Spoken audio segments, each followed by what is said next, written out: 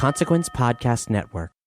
My friendship to all of you precludes my involvement with any one of you. But if you wanna make love, then I do too, and I'll be right there behind you. All in the name of oh, all in the name of oh, all in the name of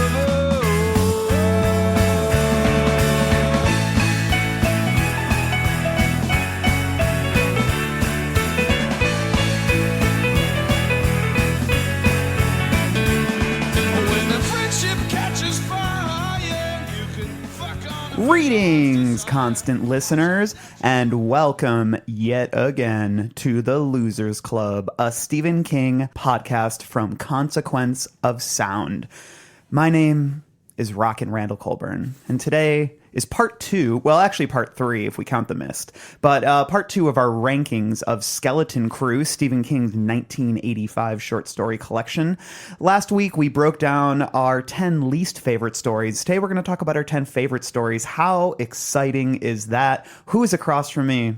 This is Michael Myers Rothman. Ooh, I'm going to keep that nickname. Wrong podcast, actually. We're going to promote the podcast for just a second. Halloweenies, a limited edition series. We're carving one pumpkin every month leading up to David Gordon Green's Halloween, because they're titling it the same title as the original one, which won't be confusing in the future. Anyway, I'm here. I'm president, editor-in-chief of Consequence of Sound and a constant contributor to the Losers Club, and I am psyched to get into the top 10. Because we're talking the good stuff. We're talking about the good stuff. We waded through the bad stuff last week. There's still a little bit of bad stuff here. And I still got a little bad stuff on my knees from wading through all that garbage. So, Gross. And this is a little bittersweet, saying hello to our next panelist here.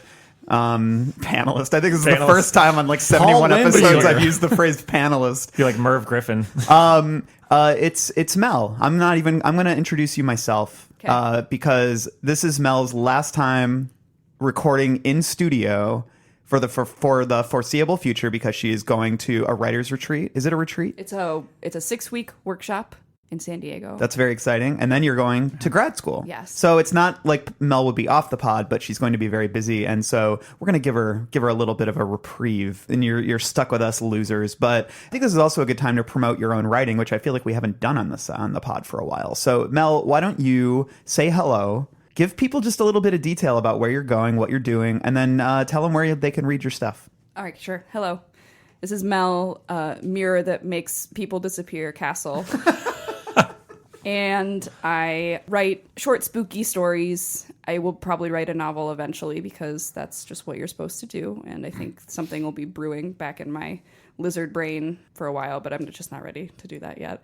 So I'm going to a 6-week workshop called Clarion in San Diego. It's for sci-fi, fantasy, and horror writers, where you write a short story every week for 6 weeks, so it's very rigorous. And then straight from there, I moved to Iowa City, where I will be getting my MFA in fiction at the Iowa Writers Workshop. I think my thesis will be a collection of short stories. If you do want to read any of my shit, you can go to melkassel.com. That's melkassel.com. So a lot of it is free to read. Some of it you might have to like purchase a magazine. So, I mean, I'm not going to ask anyone to do What's that. a good gateway? Good gateway? Into your style. Oh, man. The signature Mel style. You just have to dive in. Well, Caffrey's always said that he's a big fan of my first published story, which is called Gull, like seagull. Nice. And that one's free to read, so you can click on that one. I do have one that's out on another podcast called Pseudopod, so you can actually listen to one of my stories. Ooh. Are you reading it? No, it is narrated by this other great horror writer named John Paget. Cool. And it's about a spooky, it's like a Hawaiian kind of like ghost Brady story. Bunch 2? Yeah, it's like Brady Bunch 2. I was thinking more like... And I still know I'm you did not last summer. leaving the podcast. I have a really nice mic that I'm bringing with me to Iowa City. So Sweet. This will not be the last time I'm on the podcast, but it will be the last time I'm in the studio, like Randall said, for the foreseeable future, just because I won't be in Chicago. But we're sure she'll visit, and we'll get her in here. My family's here. Yeah. And I'm a little bit weepy about it. I'm sad. Should we take a... Swear it. Swear if it isn't dead. If it ever comes back, we'll come back too.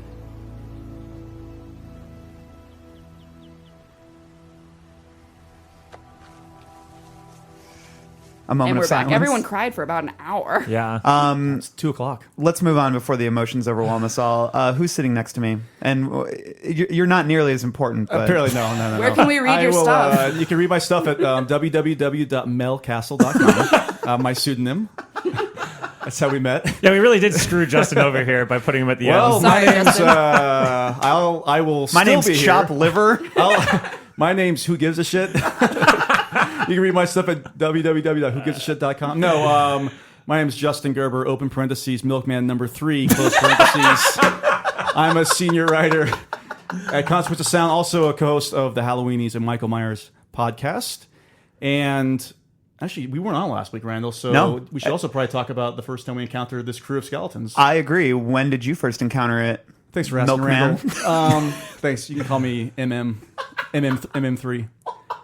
This is actually a short story collection I'd read, I want to say, through Nona. And I never finished it. interesting. And this was about 15 years ago. You're so I read Nona? the first. You're like Yeah. 70-year-old. I said, as soon as that rat gave birth and like ate a spider, I went, okay, we're You're good. like, this is hitting too close to home. Yeah, too many memories. So it's been a good 15 years. I'm happy I was able to finally finish it because I do think a lot of the better stories are near the end of this collection. For some, Yeah. this is not front-loaded Well, collection. Aside from the mist. the mist. Yeah, that's it. Well, after that, though, like, Oh, yeah, God, no. well, you all talked about it last week. I don't Yeah. want to. We're not here to rehash. But yeah, so here we are today. Yeah, I remember reading this early because I was very drawn to the cover. I got it from the library, and I was the original edition, which I also found recently and own currently, but it was the 1985 Putnam edition, and it's got the monkey with the symbols in the front with the creepy green eyes, and goddamn, I was so excited for that monkey to pop up. And even as a teenager, I was like, that story wasn't great. But yeah, I actually remember pretty vividly reading this book because I was on a trip with my parents doing something for my brother. I think we were like visiting my brother in college, and I was probably in maybe 8th or 9th grade.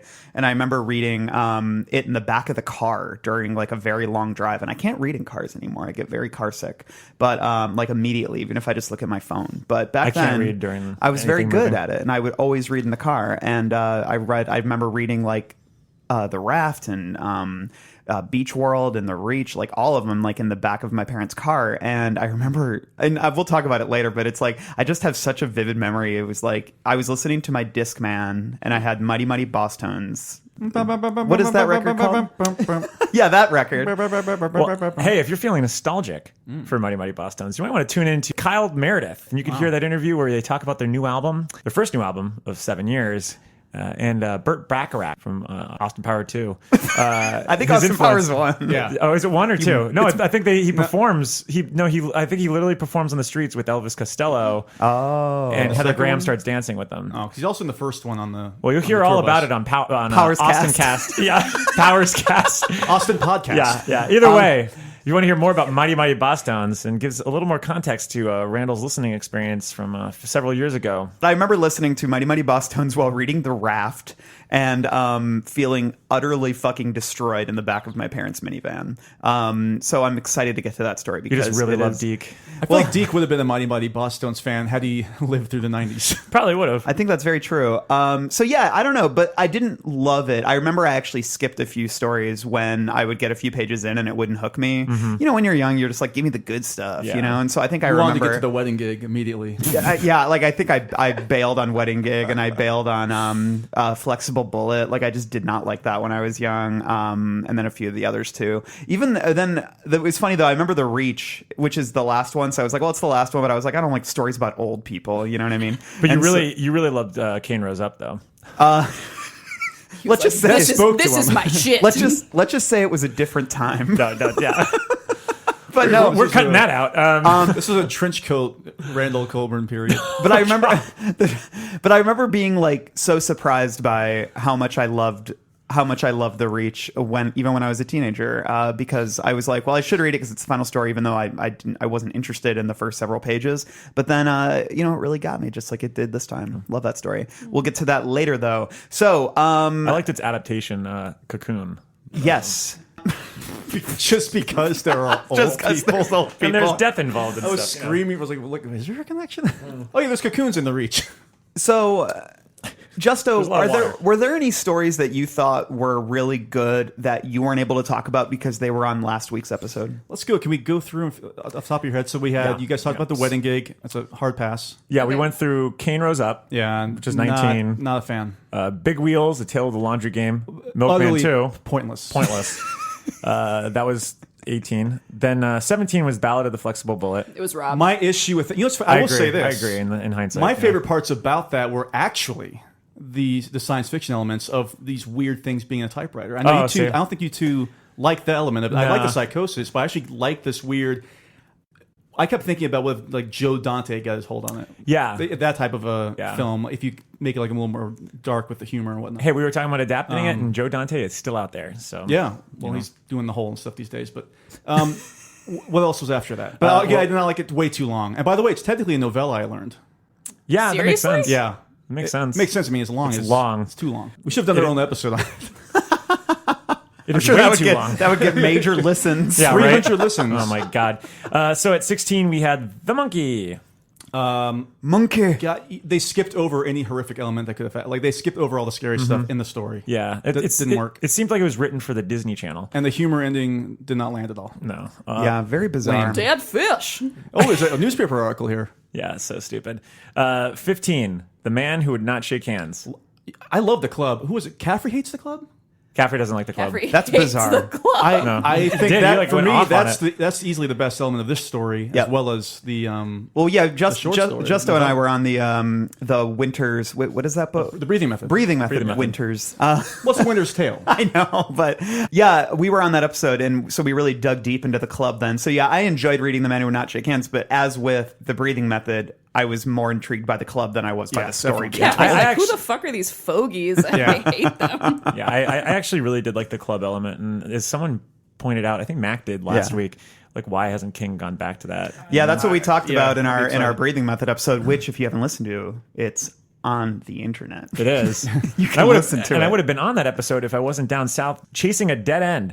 Anyway, we're gonna move on, and the next one is number 15 or 14, I believe, The Wedding Gig. I love the You wedding know, singer. I will say this: there's a lot of racist elements and condemning overweight people throughout the whole story. Yeah. But I felt like the whole story was built up to be this lame morality tale, where at the very end, like the whole message is you shouldn't make fun of fat people and black people. Right. That's why I said But like it's, it's like- like halfway there, But it no. doesn't really. It was also just I don't know what it was very. I didn't like it. Well, let's Put it just say that way. we're all RSVPing, not attending to that one. No. Let's Reception go to- only. Yeah, I wasn't a fan of that one. All right, so then we had at 13 The Word Processor of the Gods. I remember really liking it when I read it when I was it young, and it just- didn't hold up for me. And I don't know. You touched upon the last episode too. There have been tales like that told before. I remember Yeah. there's a Twilight Zone episode that is very specific to that. There's I can't remember. I think it's a writer musician who uses a tape recorder and is able to speak into Yeah. it and make things happen, which is done much Also, more effectively. John Candy's Delirious, which is hilarious Ooh. if you go back to that. Was that But one of his 18 final films? one of them? anyway. Great little classic film starring, what's her name from Manhattan? John Candy. No, it's Mariel Hemingway. Mariel Hemingway, whose father was a great author.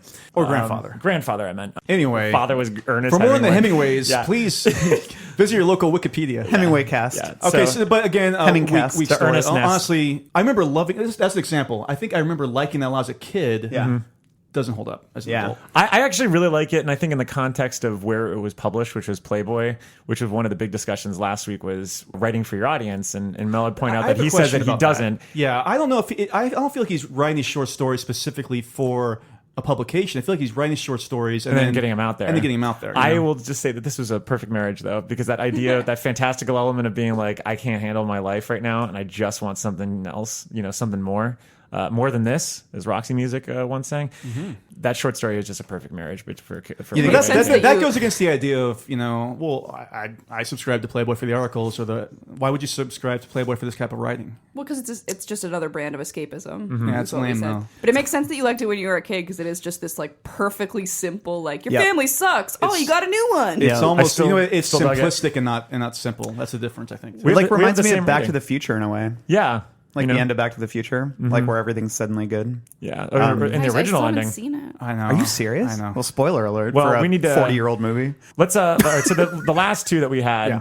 Here There Be Tigers. Great story. I did not dislike that one that much. I think I had it like middle of the pack. You guys Well, are. you're both wrong. So It's- Yeah, just- you had it at 13. I had it at 19, so I really loved it. I didn't like it per se. I didn't hate it by any means. I think it's kind of surprising. Like it's the last thing you expect, and it's a Yeah. short story. And It's whimsical. You're in and out. Yes, that's a good. and there's that's a good not. way of putting it. It's whimsical horror, which is what I liked about it. you it can be felt whimsical and dumb. yeah, it felt Yeah, like sure. I mean, I think I could actually agree that I did think it was kind of dumb but whimsical.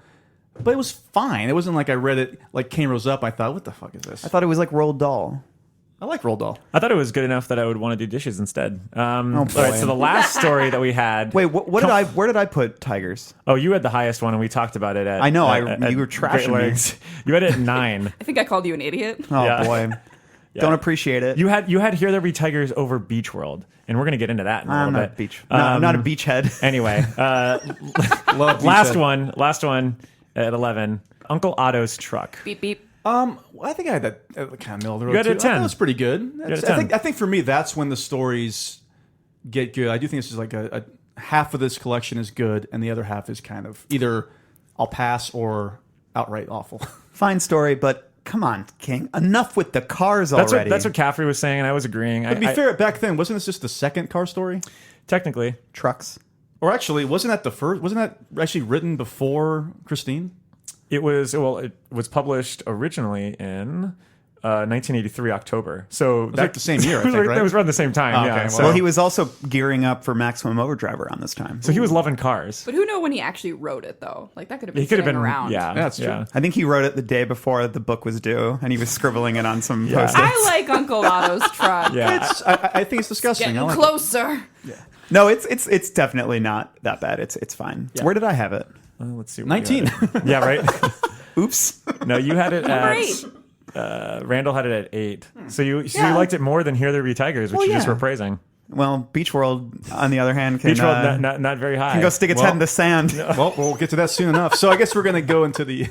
Well, let's 10. just. I think it's fun though to just frame it for context just how famous. You guys talked about this last week, but I think just to reiterate just how famous Stephen King was when this book came this out. is like peak King. Like he like the year this came out, he was on the cover of Time magazine, like in the fall of that year, and he also had Silver Bullet had just come out. There was a bunch of other movies happening. He was gearing up for Maximum Overdrive. He's going to direct his own movie. It was a very big deal, and obviously all these all the other books had come out, and Richard Bachman was in the news. He had been outed as Richard Bachman as well, and he was just snorting just cocaine like to no end. You could afford it. And and so I think it's just interesting to frame these stories within, even if some of them were written earlier, just within the realm of success. And I kind of loved what you guys were saying last week about, I think, Mike, you compared it to like a music label being like, you got to put out a Christmas album Yeah. or something. Yeah. It does feel like maybe he was urged to publish a short story collection, and that some of these were just kind of like scrap writings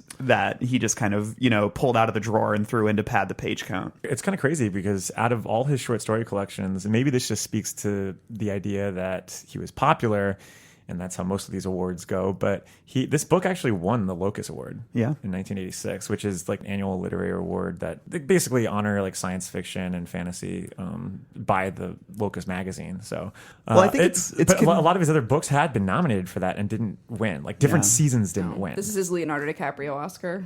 Okay, we're moving on from that. I disagree. His We're Scorsese moving on from that. Oscar. This is more like Denzel Washington winning for Training Day. Yeah, when yeah, he didn't I win agree with for that. The Hurricane. But I also think we were talking about how there are a lot of monsters in this book, and Yeah. it feels like it's a Christmas album, but more like a Halloween album. They were like, give us the Yeah. scary Yeah. stuff. Yeah. Like, Although I guess like for me, talking about the themes though, like there's definitely, when I think about the things that unify a lot of these stories, definitely there's the whole idea of like creatures and it's very dark. Like I love how we were comparing or you guys were comparing the apocalyptic aspects of Night Shift, the way that a lot of those stories had like a grander feel. And here it's like it felt like the world was in peril, and here it feels much more isolated and individual. Yeah. Like the horrors are being inflicted upon Small towns. and just like or small they're groups of people in your paranoid mind. Yeah. yeah, That's- and I like that, and I think it's neat. I think death, like just the concept of death and of facing death,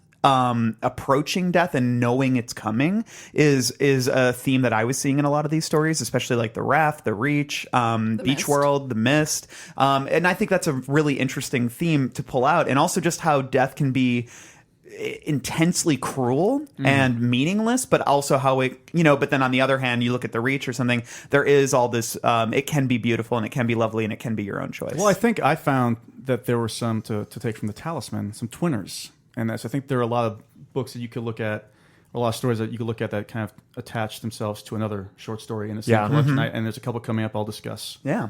Yeah, well, it seems like a lot of it.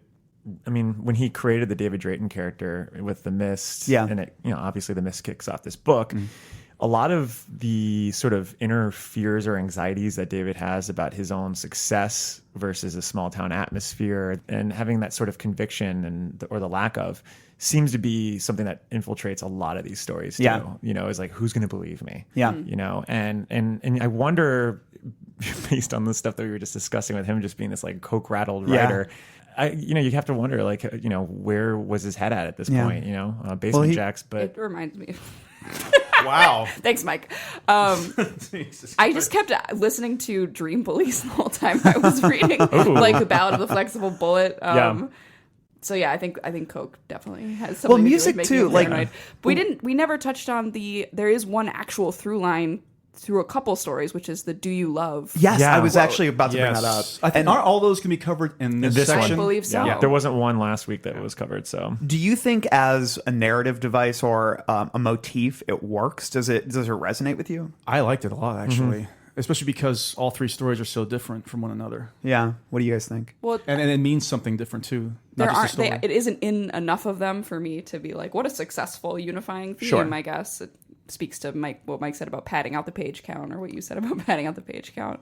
But where it does appear, it seems like it's not unified in the sense of it doesn't mean the same thing for every story that it's in. Yeah. Like, it's totally subverted in comparison when you look at the different stories that it is in, which Yeah. is, I think, is very interesting and cool. Yeah. Because I remember about a month ago when we were starting to promote these episodes, I went on Facebook and I just wrote, "Do you love?" Got a and that's lot all of I wrote, response. and we got a lot of different responses. Actually, it's from this. And no, actually, it's from this. And no, it's actually from these three. Yeah, So and I think that it resonates. It definitely hit a note with me when I was young. Rereading it, I don't think it dovetails with the story. Well, maybe not dovetails is the right word. I'm not sure it works narratively for me, but thematically, I find it interesting for the reasons you said, Justin. But also, I guess like when I look at this book as about finding meaning in death, or how death can be so meaningless.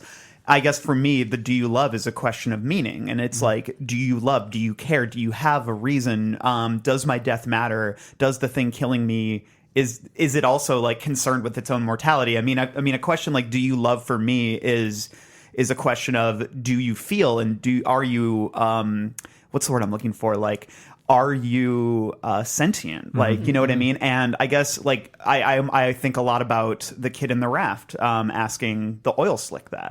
Like, are you actually a thing that cares? Like, that has like emotion, that has That's feeling? Interesting, because I feel like I took it as this seductive question, Okay. right? That the oil slick is asking, or that Nona is asking. And to me, it was more of this very malicious, insidious appeal to that part of ourselves that can be twisted by something evil. That's really And interesting. I think in the Reach, it seemed like an accusation.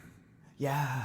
Like, are you capable, or do you, or have you, or can you, or Yeah, and I you think know? that's why it really works, and why your post got such response, because obviously we are all taking different things from it, and it's kind of just a very simple motif that I think is pulled from a song, right? I think it was. I think it was pulled. I think I read somewhere. I could be wrong, but it was pulled from something that he was listening to a lot at the Probably time. George Thorogood or something. But I think that it just speaks. It's a very simple motif that he was able to just kind of use as a very malleable idea, a very malleable recurring theme that people can kind of pull what they want from it, which I think gives the stories a little bit more weight than maybe some of them deserve. And I mean, like, that's the thing too, is the Raft could have just, and we'll get to the Raft later, but I'll just say that the Raft could have just been such a simple pulp story, you know, but it really elevates and it becomes something more meaningful in ways that are very striking. So, but on that note, you know, we're here today to talk about the cream of the crop in when we're talking Cream about of the crew. The cream of the crew. When we're talking about skeleton maybe crew. we want to edit that out. So- That didn't so sound I right. think- Cream of those seamen. So I think it's Especially if you're fitting- talking about Motley Crue. Well, no, we're not talking about that kind of cream. We're talking about the kind of cream that a milkman brings. And that brings us to our very first story in today's episode, number 10 in our ranking, and it is The Milkman number 1. And this was not published previously. It was we didn't get a chance to touch on this last week, but The Milkman part 1 and 2, part number 2 was our second least favorite story. They were both pulled from a aborted novel called The Milkman. So not much is known about it. I think literally all I've seen is that it was pulled from a novel with no other details. When you look at like the different portraits that he's offered in these 2 short stories, it seems like you could see like little glimmers of, I was saying Christine, just because around the same time it was just a lot of the bullies and like the kind of losers in part 2 that are just wandering around seem very similar to the bullies in Christine, at least to me. Repperton and crew. Yeah, exactly. And then Mac had pointed out that like the actual Milkman itself seems very similar to like the Hodges trilogy. Yeah, I Like, could see in terms with of like the unassuming Yeah. antagonist. Yeah, Brady is. Oh no! Did you? I think you mentioned No, that was actually. Mac. But Oh, it was Mac? like All right. a while ago, I had said that Milkman number 1 reminds me of The Regulators. Like, Yeah. Oh, okay. the weird suburban crazy crazy shit is happening, but it's sort of surreal and normal. And Yeah, like suburban cruelty, because there's something that's so like the milk spikes, the fact that he has a name is almost unnerving to me because he's so not a human and he's basically just like a living monster. And so the idea of giving him even the slightest bit of humanity by giving him a distinctive name is almost very striking to me. And it makes me wonder what the story that he was going to tell in the novel was. I'm going to be talking a lot about like structure and length and why I think these stories work as they are, because I'm perfectly fine with this being 7-8 pages long. Yes. I don't know if this would have worked as a 400-page novel, even like as a 60-page novella, as we saw with part 2, which for me does not work at all.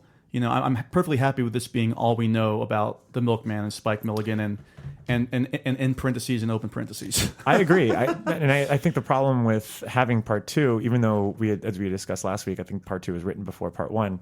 It was actually published. It just seems interesting that like, you read this one and it's so impressionistic, and I've used that word a lot in the last episode too, to describe some of his other works, especially like Cain Rose Up. But what I like about this one is that, you don't get a lot. You just get little touches of like what he's going to do. You don't find out what those consequences are going to be. It's like almost like watching a teaser trailer, and that's all I need. But does that warrant being included in this book? I think as just a short little story like this to break things up, Sure. just give it a little bit of a change and a flow. Yeah. Like we were discussing last week with like the poems and all. I think it does. I think it's fine if it was just this and they called it The Milkman. Yeah. I would have been fine. I don't need this long, drawn out like morning deliveries. Milkman number 1, like he's like Elliott Smith over here with his like fucking song titles. The second Milkman it's so bad. it's awful. Well, and it's just so different Yeah. from this one. They don't go together at all. Like, I think when I was young, I was excited that I was going to get more of the Milkman, and then I'm like, Yeah. who the fuck are these guys? But then they also weld in, like, we didn't really, went into it obviously last week, but then you have like these unnecessary story parts, like this, the gaping hole on the back with it. It's I to like do with the the hole in the water. back. No, it's cool, but it's was like, what bizarre does this enough. have to do with the fucking story? Like, it just, I don't know. It's Both Milkmans are my lowest rated ones. This is number 17 for me, I think. I actually was. liken it to Tiger. I think it's like a stupid gimmick that doesn't entrance me. Like, Sure. his whole put a spider in the milk can, and this one's filled with deadly cyanide gas. And like, Yeah. yeah, I guess if you enjoy that gimmick, it can be an enjoyable story. But for me, I was like, whatever, forgettable. What you mentioned earlier, I think is what I actually liked about it, is you said it's kind of the suburban angle is interesting right off the bat, right? I love stories, especially in a short story, where you have to kind of go back and reread what you just read because you can't believe it, Like you're going along. I thought this was going to be like a folksy story, for example. I thought this was going to be a normal story about we're following a milkman in a small town. I had to go double back and see what exactly he was doing with that tarantula. And then by the time you figure out exactly what's going on, the story's over with. And that's why I think, once again, this works as like a short reprieve in between. What's right before this, Randall, by the way? Uncle Otto's Truck. Which is a little bit longer, know? And then, of course, it sets the table for the brilliance of Milk Milkman 2. Big Wheel. What's it called? Big Wheels? Big Wheels. big wheels, Laundry Day. keep on turning. So, again, for me, I liked it. It was Milkman. offbeat. It was bizarre. Milkman. You're following this bizarre person who is a secretive person, and It worked for me. I liked it. I like what you said, Mike, and I agree with a lot of what you're saying, Justo. Just like it is sort of a breather, but it's a Stephen King breather, which means that it's short, substanceless, but cruel. Like and like it gives you sort of the dopamine rush of evil and cruelty without having any story. And that's a big part of this book. It's just how merciless and cruel everything is. Is it cruel because it's presented as so normal? Well, Like that's the fact why that it's he cruel. says that, you know, the day that he could deliver a spider was like a great day for a Spike, and it seems like no one in this town It caught on. is like, either they are just getting this spider and thinking it's milk. Like, I don't want to dissect it too much because I do agree that like the impression is the most important thing. You don't want to dig too deep and be like, do they know there's a spider? Yeah.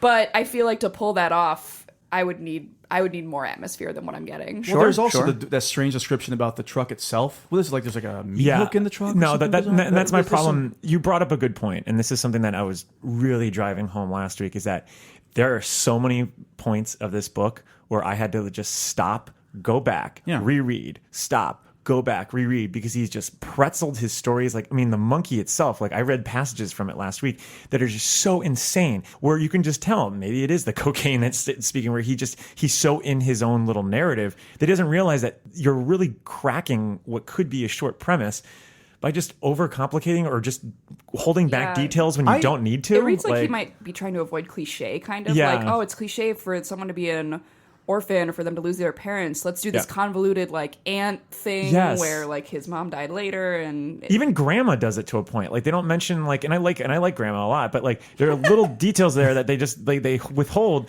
until like the fourth page, and we're just like, what was the point of that? Like, Well, here's there's the difference between something like this and the monkey. I think the monkey, right off the bat, there's a monkey. You know, and there's something wrong with this monkey. There is a But monkey in the monkey. This lulls you into kind of a comfort zone for a while. I think it's deliberate that it lulls you and just think he's just a normal milkman going up to the neighborhood, and all of a sudden, next thing you know, the tarantula. there's a tarantula. I think that's I don't think that's sloppy. I think that's fine. No, I'm not saying that's sloppy. I'm saying like with the descriptions that you're saying, like here, like there are a lot of situations, even when the great story is, where I'm just like, wait, what are you trying to say here? Like, even in Beach World and stuff like that, where he's trying to describe things, and I just don't know if he gets there occasionally, or like he does, but it requires like going back, and it That's breaks what I'm the saying flow. about the atmosphere. Yeah. Like, I think what I would have wanted from Milkman is for like a child to come out, grab the tarantula bottle, and be like, "Thanks, Mr. Milkman," and then run back in. Like, it's not clear to me whether or not the town perceives these things as normal or not. Yeah. And I think that's really cool if they do. But it seems it wasn't. Well, it speaks to what I think is interesting is you can tell that this was a larger project. And I think that's ultimately maybe what hurts it, because maybe he's withholding those sorts of things because that was another chapter he'd written, or he was bringing that out later. And this was just sort of the introduction of the character. I don't feel like he went back and really made this into a standalone short story, and it doesn't feel like it works with a beginning, middle, and end. It's an introduction to a character that we only see in the closing moments of the next story. Are we supposed to assume that this is the first time that he's really going gung-ho and delivering all these things, or is No, he... because it says Yeah, any day where he could deliver a spider was a good day. For As being like a psychotic thing to think. I don't think Really? he was thinking that he had done this before. Yeah, exactly. If it's a small town, I just don't know how. Yeah, Oh, I my- thought it was like an everyday, like he gives. I thought it was like was too. particularly this day. He's like, I'm doing it. See, this is the Yeah. problem. Like, Yeah. I want to know which one it is. But that's what I kind of like about the open-ended. Nothing's definite in this, but I don't think it's an annoying open ending by any means. I think it's effective. I enough. do. No, it's not like being told that they're in an attic, but you don't know where the attic is. But then they're also staying in a motel. But then you don't know where the motel is. Oh, they have another job. That's a different job. That's Are you surrounded by... talking about the monkey? I am again. This is a book. Where they just skip over all the best parts, like, and then this person died, but let's talk about my father again. Hashtag nasty bad. say Coco the monkey. Sorry, let's move on. What else do we think about the Milkman? I think we're about to get into the real good stuff, in my opinion, going forward. Yeah, I'm a little lactose intolerant at this point. Yeah, well, you know what? It is nice that we had a little bit of milk because, my mouth's dry from being filled with so much sand. Oh, God. That I consumed while at Beach World. What's your favorite? Is it Westworld, Future World, or Beach World? Gotta go with, what the fuck is Future World? Oh, that's the one where they have the That's a robots. sequel to Westworld. I don't even watch Westworld, and I knew that. There's actually a movie called Future World. That was Oh, a is it sequel to really? Westworld. What about Waterworld? I'll go with Waterworld. That's a spinoff. No, I like What Westworld. about Jurassic World? I think I'm the only one. I think I'm the only one here who likes Westworld. Maybe there's a Yeah. a cinematic world universe where they could have like all these movies like linked together. If they found a way to put Waterworld and Westworld together, I am 100% in. It's very simple. Waterworld takes place probably hundreds of years in the future. They could just say, "Oh, yeah, a couple hundred years ago, we had an Android theme park." Legit. The end.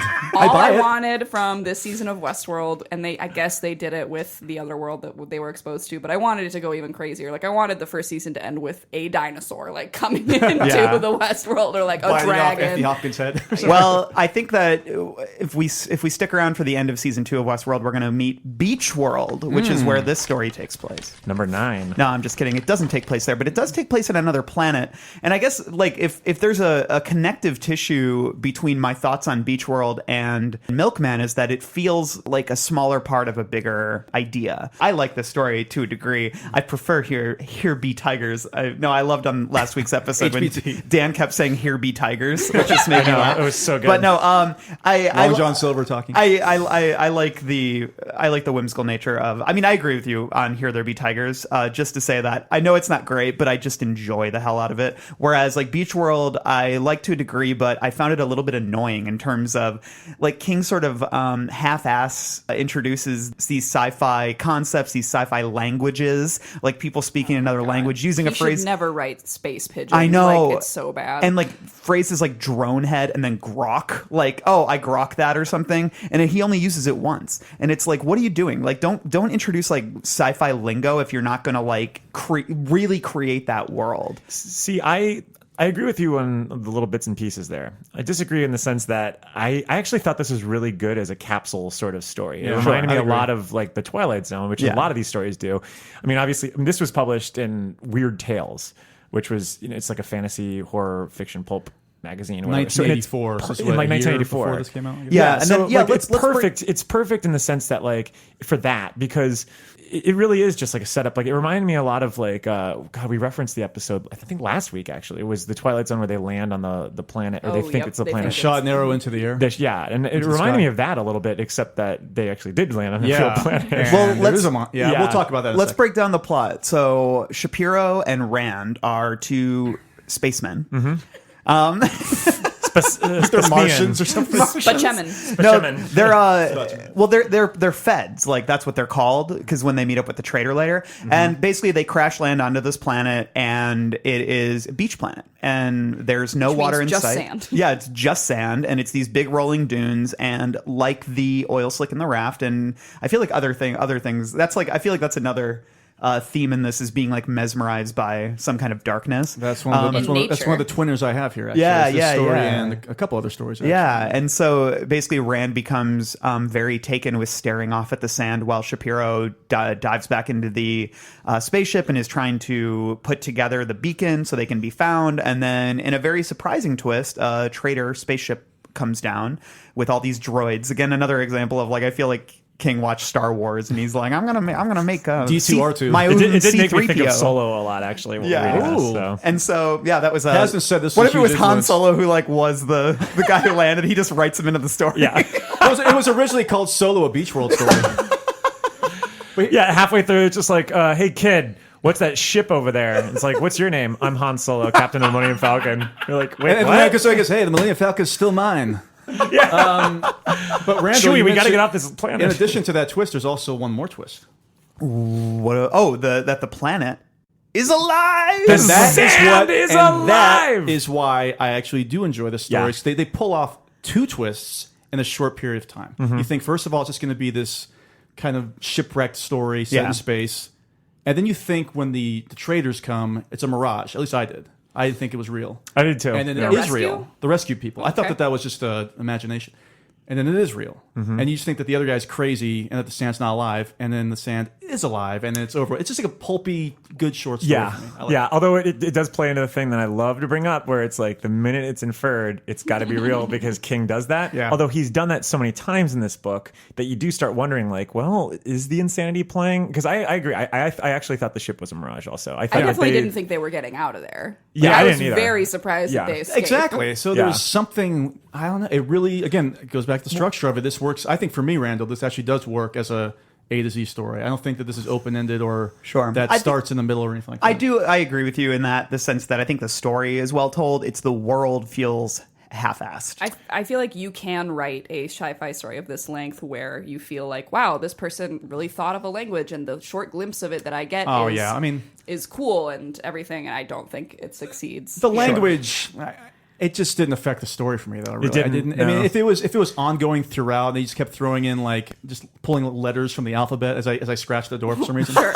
As I pull letters from as I speak of words, I just like to. But in general, I like why. In general, King's sci-fi lingo and presentation, it never works for me. Like, the whole new dollars, the whole like was it Running Man? Yeah, from Running Man. That's all crap. Even in the John, like my least favorite parts of the John are like, this is what the future is like. No, I agree wholeheartedly. I think it's just that if it were just maybe the grok and stuff like that, I'd be fine. But it's bringing all these droids out and the way the ship works, and it's like, and just all those of weren't and the then droids you were looking for. the comp source or whatever, like just all this like bullshit. Don't you think that, speaking of properties that were probably influenced by that, don't you think that the Mummy from the 90s was influenced by this when the sand comes to life? The Mummy. There are a lot of 90s and early aughts films that were pulling from this, and I'm going to get to those in a little bit. But here's the thing I love about science fiction is that I don't need the specifics to always work out. Yeah. I just need for lack of a better word, the MacGuffin or some sort of thing. And for like me, like some of my favorite Twilight Zone episodes, some of them aren't necessarily well written with regards to dialogue, because a lot of it could be just expository, where they have to explain everything. But because it's such an original concept and so frightening and so weird that it ends up sticking with me forever. The idea that sand, little granular things that you just know are grounded up from pieces of rock and from years and years and years, the fact that it's like sentient is terrifying to me. Yeah. It gets everywhere. What if it gets everywhere? Yeah, I love that. And just having somebody full of sand, much like somebody full of oil in Uncle Otto's truck, is also a nightmare. It's haunting. Well, it's like the ending is so perfect. Yeah. Like, I'll just read that right now because it's so good. So after Shapiro and the captain and everyone fly away, and I love the insinuation that when Shapiro's passing out, that he senses that it feels like the hand is trying to pull the spaceship out of the sky, but we don't actually know whether or not that happens. That's such a great, great, great little moment. But I love the ending. So Rand watched them go. He was sitting down. When the track of the trader's jets was at last gone from the sky, he turned his eyes out to the placid endlessness of the dunes. "We got a 34 wagon and we call it a Woody," he croaked to the empty moving sand. "It ain't very cherry. It's an oldie but a goodie." Slowly, reflectively, he began to cram handful after handful of sand into his mouth. He swallowed, swallowed, swallowed. Soon his belly was a swollen barrel and sand began to drift over his legs. I love that. Good stuff. Gross. It's such a great, creepy ending. That's like, it's like, there's a lot of cool, like, I remember when we talked about Danse Macabre, like, he talked about different kinds of horror. And one of the things he talked about was revulsion. And like, that was like the basis kind of horror. And I feel like he indulges in that a lot here, just with, obviously with Survivor Type and with The Raft, just really grisly shit. And I really love, like, that's such a unique form of revulsion and disgusting. Like, I get a grain of sand in my mouth and I'm like spitting, doing everything in my power to spit it out. So the idea of just like filling your mouth with it and the feeling of it going down your throat is like so disgusting to me. I almost feel like this fits, even though it's not mentioned, it fits the "Do you love" theme, because it's this weird, monstrous element that is corrupting someone's mind by appealing to their human nostalgia and like this weird Beach Boys connection.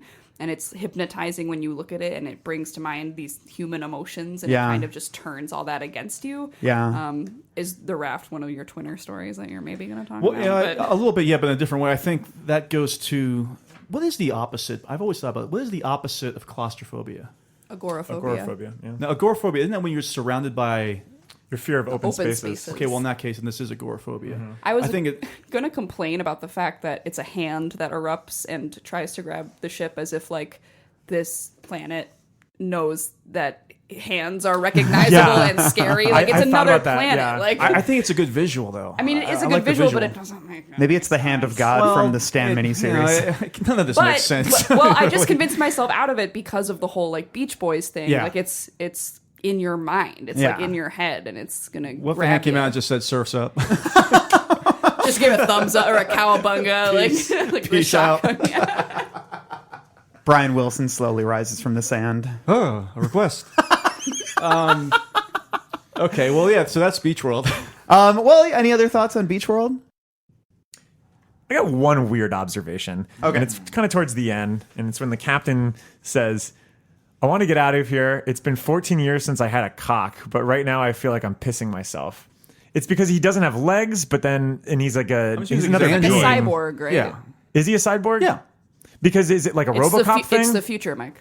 I know it's the future, but I think it's like a General Grievous situation where That's- he's like part human, part robot. I think it's actually General Grievous. it is General That would be Grievous. amazing. So Like, we have why am I Han hearing Solo. Han Solo, General Grievous. They have to team up for this rescue Who's mission. Paul? 'Cause What's he- Paul Bettany's character? Like Sheen Loon P or something like that? What's his name? My in, husband. Solo?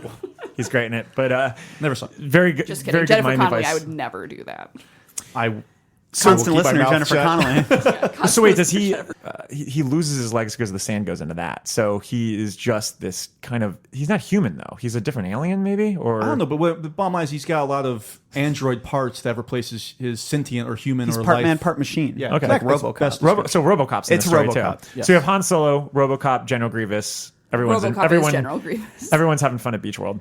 Sounds like Beach World meets Ready Player One. Hey, Sign me up. don't give me any ideas. Have you guys ever noticed that when you look like in hot weather and you look at the sand, like a mirage can form? yes, sometimes Randall. it can be, sometimes you can see things in the mirage. Things like really reflective mirage. yeah, things like the Reaper's image, Man, that's a great transition. which is our number 8 story, and notable because this was Stephen King's first professional sale as a writer. well, I say congratulations. He was in his late teens, Yeah. maybe Seems 20 like when he's this gonna came go out. places. This was published in spring 1969. And one of the lamest magazine titles I've ever heard in my life. Startling mystery stories. As opposed to predictable mystery Yeah. stories. Do you like your mystery stories? I like them startling. Wait, sometimes they are predictable, Justin, and then you're like, fuck. But why would you name the magazine? Oh, these let mystery people stories are know. startling. It's supposed to these are kind of lame mystery stories. Do you think there are editorial meetings sometimes where it's like, Donovan, what do you got for me? And then Donovan. he reads his stuff, and then he's like, look, Donovan, this is startling mystery stories, not meandering mystery stories. Not milk toast. Take it back. I would just love yeah, that. milk toast mystery story. Tepid mystery story. I would just love it if all rejection letters were just not startling enough. Not startling. Yeah, I like it. With quotation marks. yeah. Well, Not Stevens, startling material. Stevens was startling enough because it was published, Yeah. and I gotta agree. I thought this was an effective short story. I really did. What happens in it? Well, we get kind of a prickish. I'll go with prickish collector that wants to come in and look at this Incredible high-priced- name, by the way. Do you know his name? Say his name. Spangler? Johnson Spangler. Johnson Spangler. Sounds like a fake critic. And this predates Egon Spangler. Johnson Spangler. Really close to Johnson Dangler. Oh, that would be That would be a very interesting startling name for name. this an story. erect mystery story. And then also George Carlin. George Carlin's in this? Well, there's Mr. Carlin. I assume it's George. Oh, yeah. Well, when like, he... here's You know, between- if Stephen King hints at it, it's happening. Yeah, it's true. Wait, is that why the courier keeps talking about the differences between baseball and football? Who's But this no. Jersey girl? Basically, this collector comes in, wants to see this rare mirror that's made with a particular mineral that makes it's like almost like a magnifying effect, and only a few of them are made, and It's an Elizabethan. A diver. a diver. So they go upstairs, and this mirror has been moved to the attic for some reason. Yeah, he kind of gives a backstory about what's gone on with this. A lot of mirror over nice time. little exposition as they're working their way up. It kind of works almost like a horror movie trailer. Yeah. Yeah. Like if they for the haunting or something. But finally get there, and he hints at a story that you see something in the mirror. Yeah. And what is this something? It's like a dark spot. A little dark spot. Yeah. And our Spangler sees something. I love the restraint I do too. of it. Like Yeah. it is that simple. And I love that even at that young age, he didn't it wasn't like a giant skeleton like standing behind you and you looked in the mirror. It was like No. just a little dark spot. No, it's Oh my god! like in a top hat. So bottom line, Spangler goes missing because if you see something in this mirror, that something happens to be the Reaper, and even if you fear it or you don't fear it, you're gone and you vanish. You just Which go is off so and cool. You don't just die. You disappear. That's what I love because know. again, you could have had he died of a heart attack. Yeah. But I like the fact he goes down the stairs and just we don't gone. know what's going to happen Yeah. now. But what's his name? George Carlin knows. But I've seen that's people what- disappear. And that is a good example of, once again, this works great as a real time short story where it basically takes place of, hi, I'm George Carlin. I'm going to tell you about this mirror as we go up the steps to the attic. Here's the 7 dirty mirror. words. Yeah. Story's over with. 7 dirty words. One of them is the Reaper. So, yeah, very effective, I feel. It's a very and like I feel like a lot of comparisons are made to Edgar Allan Poe with this one, and I think Yeah. King was probably reading a lot of Poe at the time, and yeah, it's the restraint that I think really makes it, and like you guys mentioned, and you know, just that even the idea of the kid wandering away from the tour in the story that they tell, and then they just never found him. That to me is like very, very eerie. Oh, I loved it. Yeah. And I love the, like you were saying, the restraint where at first the buyer is like, oh, you said it wasn't damaged. There's a piece of black, like, gaffer's tape in the corner. Like, he thinks it's just, like, this little bit of tape. But it's like, it's not. Well, it's one of those cool stories too, where the note it ends on is really cool because it's kind of like just waiting. Yes. Like you know something like awaiting your fate. You know what I mean? It's like and it ends sort of on that note, which is very cool. I mean, The Raft is kind of like that too, and also Beach World. I mean, just with Rand, like whatever fate is awaiting him, we leave him as he's on the verge of experiencing it. You know. The ending, not necessarily the story itself, but the ending kind of reminds me of this episode of do you remember Ray Bradbury Theater from the Yes, 80s? yeah. I don't know if anyway, Martin Scorsese did one, no joke, called Mirror Mirror with Sam Waterston, and it is horrifying. Basically, every time he looks in the mirror, he sees somebody getting closer and closer to him, and at one point in the story, he just thinks it is just some weird mark Is in it the Uncle mirror. Otto's truck? It ends with him getting filled with oil at the very end. Great, Yeah, like no, 22 it's- minutes. It's really effective. The makeup's incredible on this kind of weird demon-looking guy behind him. It's really good. But yeah, a lot of that reminded me of what was found here. I'm sure King has talked about it 1,000 times too. He's also a Bradbury fan, so I'm not also surprised think at all. This is like, I mean, it is Poe-ish, I guess, but like, it's almost believable because not Yeah. everyone sees the Reaper. So it's not like one of those where you're like, well, if this mirror was real, someone would have like scientifically examined it and like blah, blah, blah. But it totally fits into this like urban legend narrative where the antique dealer knows it's real because he's seen someone disappear. But everything else is like spooky conjecture from the past. And I It's- just think it's such a cool setting and it's such a nice length and it's really good. It's like an adult scary stories to tell in the dark Yeah. kind of collection. You know, it's perfect length, I think. Yeah, agreed. Like in this creepy. instance, I feel like it's a really good beginning, middle, and end Yeah. short story that is very elegant and very spooky and doesn't oversell itself and you doesn't overstrain itself. You get a fun little rapport between the two characters. Yeah. Yeah. King is really good at writing like caretakers or people who live in the presence of spooky things and try to convince doubters not to do something but are then slowly like have to capitulate and like let them do the thing. Yeah. Like I'm thinking of 1408 and like Yeah. Halloran even like yeah. it's so hard to convince someone that this thing really is supernatural and then they have to be like, oh, fine, I'm so resigned, I guess I'm gonna watch you fucking die. Like And we know what's going to happen.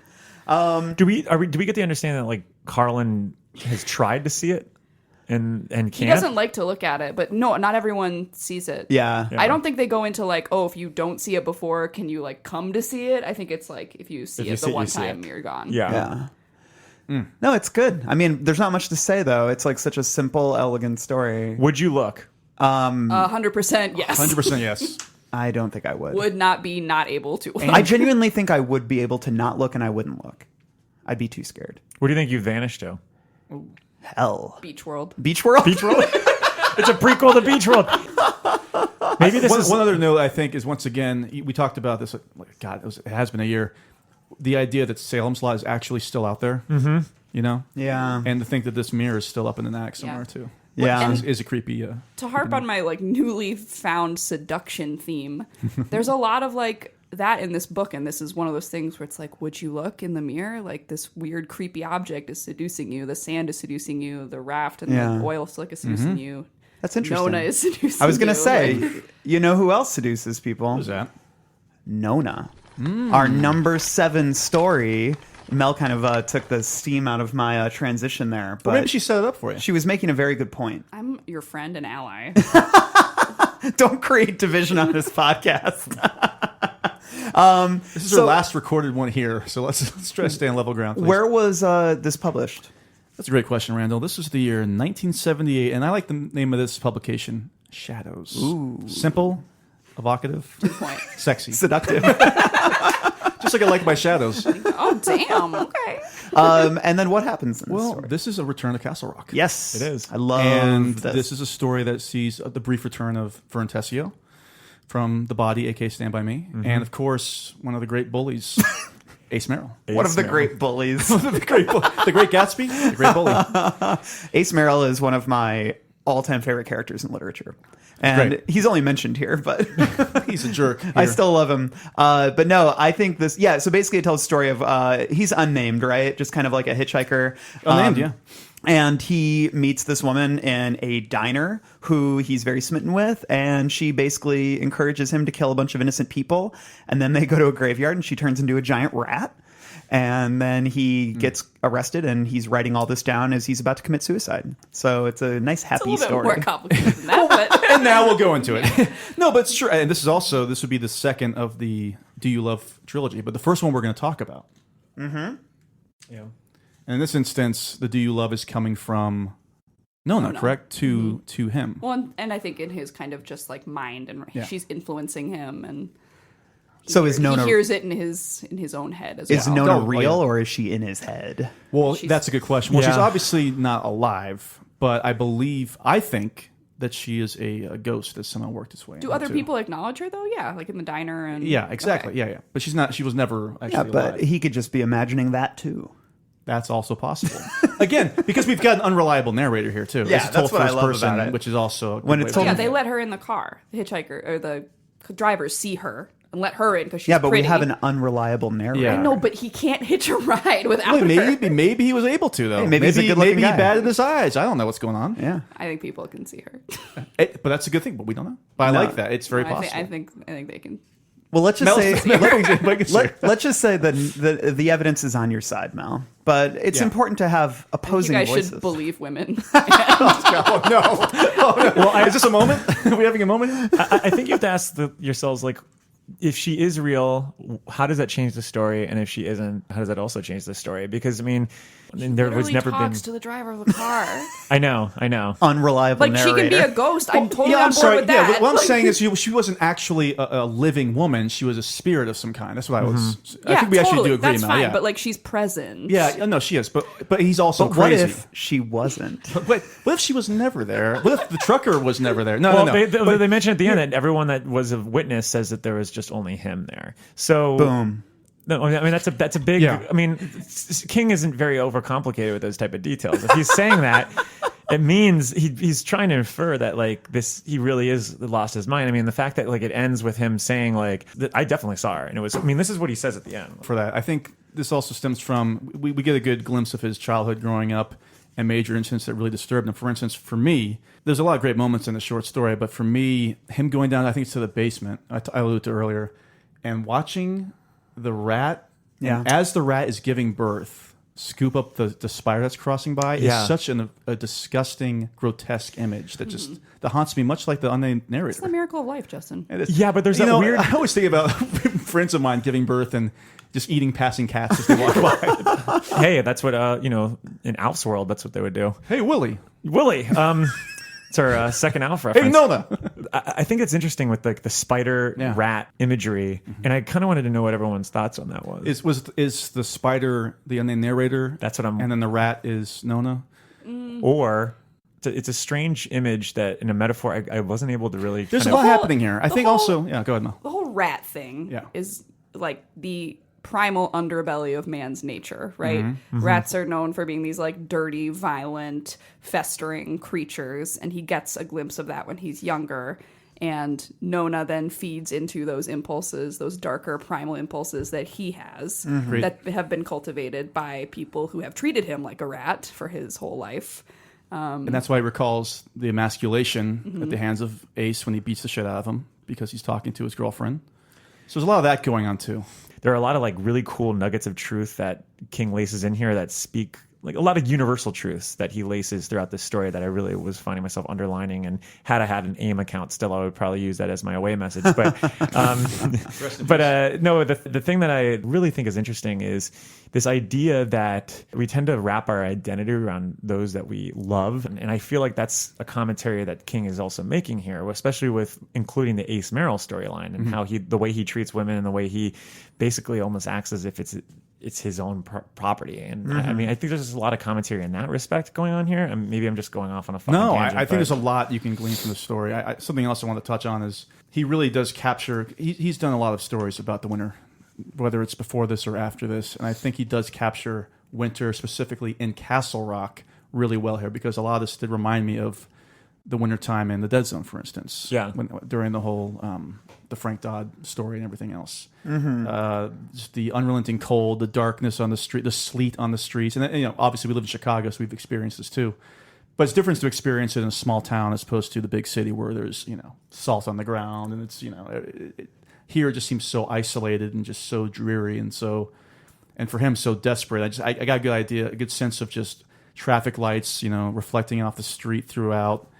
The setting, and like Mel, you touched upon, I think you had a problem with, what was it earlier on, atmosphere-wise? You didn't think there's a lot of atmosphere in Milkman, and I think the atmosphere is amazing here. Yeah, definitely. I mean, it really does. There's like such a stark quality to it that, the murders are so meaningless, because he's just killing to kill, and I think that the setting really informs that, but it also speaks to, like what you said, Mike, that there's, if she's a ghost or a creature versus a figment of his imagination or whatever, they're very different stories. And I mean, I'm very intrigued by the whole idea that, people who have psychotic tendencies or are filled with rage and want to hurt people, that we have to create like a vessel that we can project all of that onto, that motivates us and like gives that meaning. Like, if she's manifested, she's the manifestation of his rage, but also sort of she makes it romantic and she makes it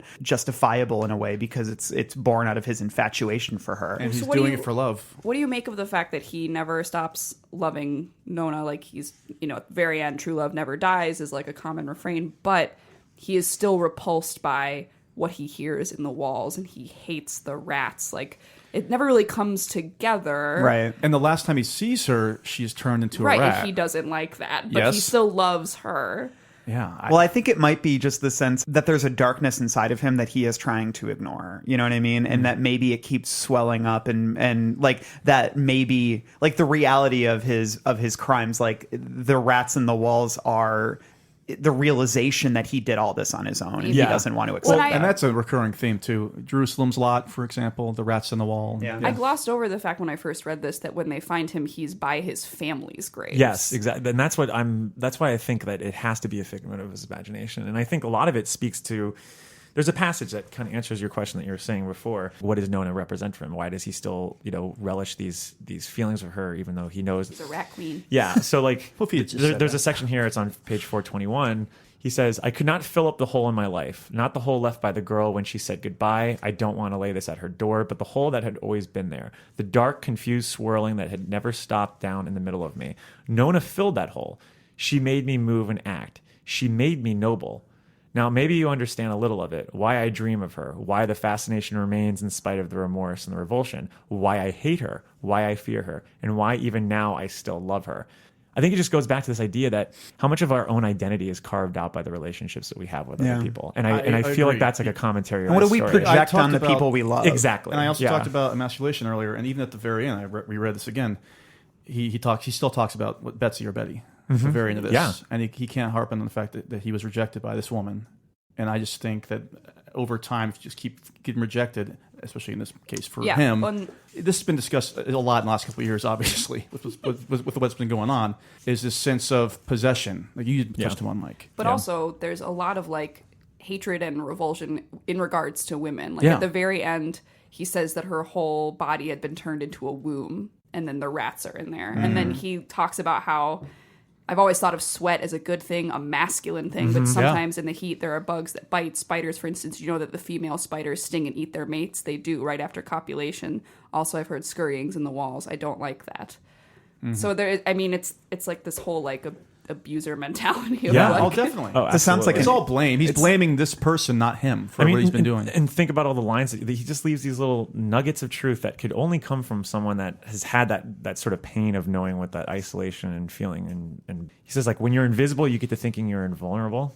That's one line that he says.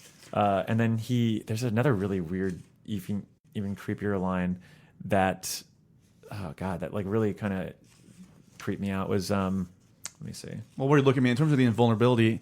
Every crime, every murder or attack he's committing is not smart by any means. He's leaving plenty of proof Oh, around. absolutely, It's yeah. just rage and the feeling of, well, I'll just do this because I'm going to do it. Well, the one thing he says that when he's at the dance, he's like, I was at that stage of the evening where you fantasize that everyone is looking at you, the romantic stranger, out of the corners of their eyes. He's so in his head, even in the past, you know, and especially when outside influencers are telling him, like, no, you can't do this. He's still so wrapped up in that romanticism of it.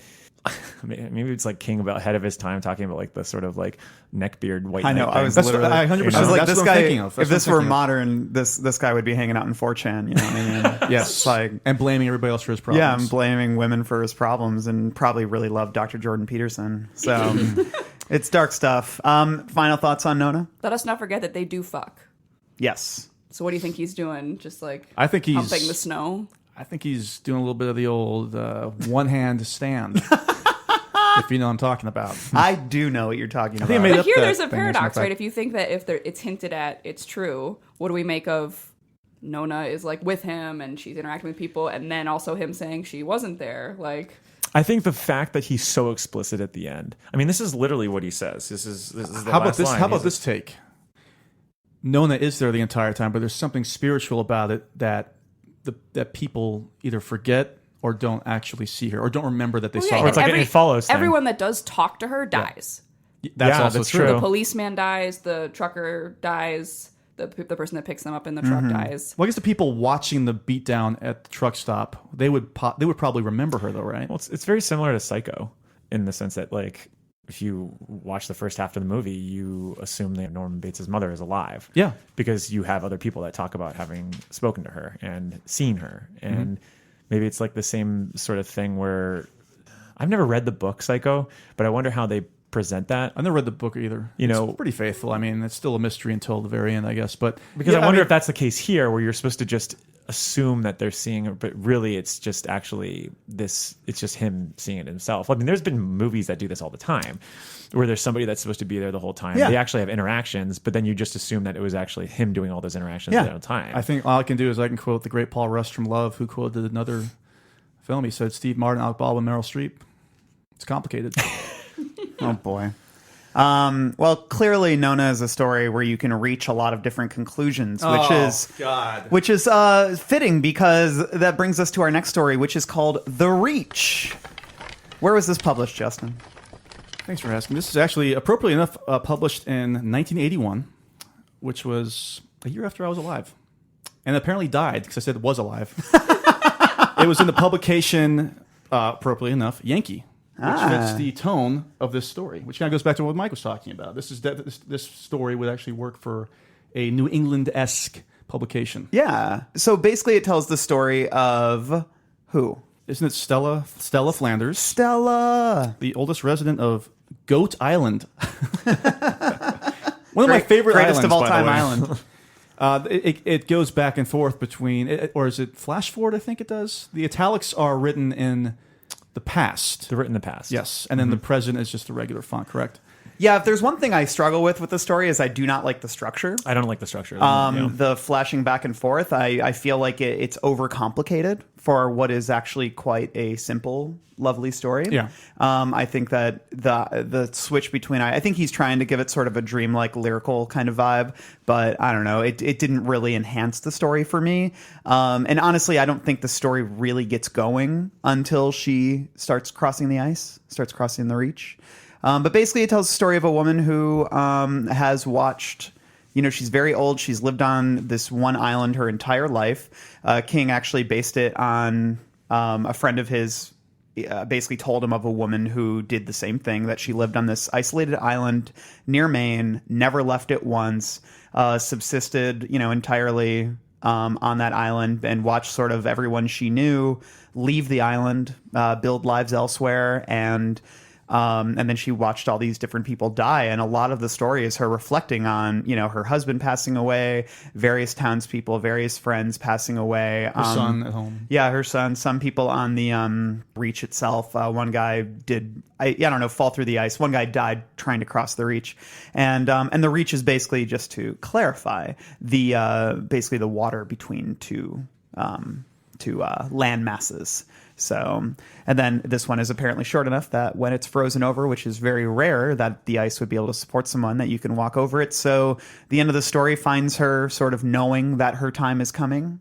She decides to walk across the reach. And that was, in real life, the woman who said that she didn't want to cross the reach until she died. So until she was A romantic notion. It's a very romantic notion, and I think King was struck by that. So that's kind of what the story's about. And then the ending is really lovely. She, as she walks, she starts to see her husband and all the different people who have died in her life, and they all kind of usher her to the... Don Amici, Wilford Brimley show up. Steve Gutenberg goes, Jesus Christ. Oh my God. You said that it didn't really get going for you until the actual crossing of the reach, which I agree is a great part of the story. But I actually really love the small town narrative here. Yeah? I actually really do enjoy it. I think this is King, once again, speaking of his own personal experience just living in small towns, growing up as a child. I think, for instance, if you want to compare this to another quote-unquote old person story, such as Insomnia, which I've talked about at length, which I think is way too long and doesn't really hold up that well. Love Insomnia. I think it works really well here, and this is another twinner for me. I think that the winter time here, the brutal winter here, is much more romantic and lovely as opposed to the brutal winter of the story we just talked about in Nona. Interesting. So I think it's a good. I think that's King's able to capture the winter time in different ways. That's one thing I liked about it. It also felt like I wrote something. I wrote, this is so lame. Here we go. So I can't wait to read it.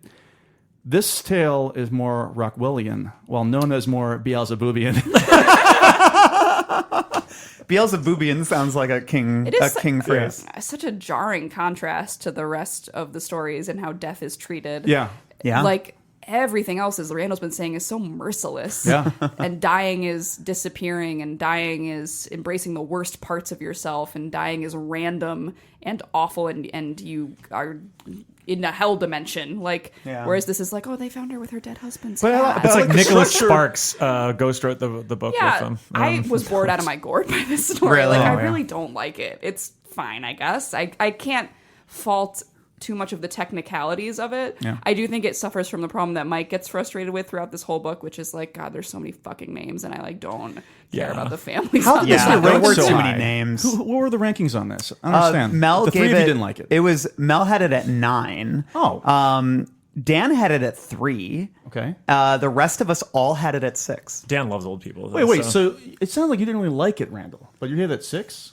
I gave it a No, 6 I too. didn't say I You didn't did like too. it. No, I think the ending is I think the last It's the 5 last pages page- yeah. are one of the best parts of the entire book. I agree. I just struggle a little bit with the way there. I agree with Mel that it is a little bit dull. There's too many names. There's too much family. I understand though the idea that it is important, I think, to show her legacy and the idea that she has watched so many people, and there have been so many, even though she lived isolated on this island, she had so many people in her life. This is like the perfect example of like when somebody tells you, "Oh, the show gets really good in episode 6." You just have to get through. Yeah. I think my favorite part is the mention of the town keeping kind of good secrets, like how they all went and killed that pedophile. Yeah, I really that like was that. That was a good. It's good a small section. capture of a because you can never get away with that in the big city. See, I wish there was more of that as Justin's opposed like, to. that's why I crave. Well, no, I'm saying in terms of painting small town life and what goes on in a small town and what can go on. As I opposed crave to that happening kind in of gang Chicago, Illinois. retribution. You know, exactly. See, I thought that was good. I felt like it was a little discombobulated in the beginning. Yeah. And I think a lot of it just has to do with the fact that there's so much to set up. There's so many names. There's so many people, which, again, all necessary to make that ending work. Because when everyone starts coming out of the shadows, like on the ice, it's so impactful. I mean, I was reading this walking home yesterday, and I had read it before, but I just totally forgot about the image of the hat. Yeah. And that Oh, just that's so that just lovely. Well, that killed also me. It just killed me. Turns the idea of the scary story and the big reveal, like, oh, and on the door was the hook. Well, in this, it's It's a lovely image of there being some supernatural element Yeah. involved. 'Cause then There's they're nothing like- scary about it at all. It's like a reversal too of even the character portrayals that King usually does. Like an older woman with her son who never married and is kind of maybe off in the head Yeah. a little bit. Like I Yeah. feel like in a typical King story, you'd be like, "That's a weird relationship," Yeah. and like these people are going to be like maybe weird villains or something like that. But it's kind of sweet, and Yeah. he takes care of her. And Well, I'm thinking about what you said, Mel, just about the idea of how this story feels different in terms of tone. And I agree because, when I was thinking about the way that this book is so concerned with death, and it ends on this note, and it ends on such a light note, and it sort of complicates the rest of the themes because Yeah. it's so different. But at the same time, I think, first off, what it reminds me of is the way he kind of he regrets Pet Sematary. Now, he doesn't regret Pet Sematary's ending, but there's a part of him that feels like that's too dark. It's too much for me. I feel like that this was him basically being like, well, I don't want to send him out on that big of a bummer. I should end it with this warm story, even if it kind of conflicts with the mood of the rest of the book. directly with the "Do you love" Yeah. refrain. Yeah. And so I think it's I like it because I feel like it's in line with what I think in short stories he's good. If you just had a short journey, he's good leaving you with that bleak, hopeless image. But when it comes to the book, you know what I mean? Because Woman in the Room ends Night Shift, and that's not a happy ending by No. any means, but at the same time, it's not a bleak ending. No. There is some sense of accomplishment and catharsis at the end of that story, even though it's terribly sad. And I feel like he doesn't like to end things on that merciless, bleak horror note. about He likes Cujo? to have. What was that? What about Cujo? Oh yeah, you're right. Well, they might still be married. So that's Everything's fine. There's been a lot of talk about, and especially for the ones that were specifically written for this collection, I understand the Do You Love trilogy, for example. But I guess I got used to Just After Sunset and Nightmares and Dreamscapes and Bizarre Bad Dreams, in which I really just take every story as their own story. I'm not looking to say, well, why is this story here? It doesn't match the other stories. So I think for me, it's just a nice story to go out on. I wasn't worried that it didn't really match up with, The Wedding Gig. I think it. But you know what I'm saying? I just think I just read these as isolated stories that are Yeah. brought together but in this okay, collection. what do you make of the "Do you love" in this one?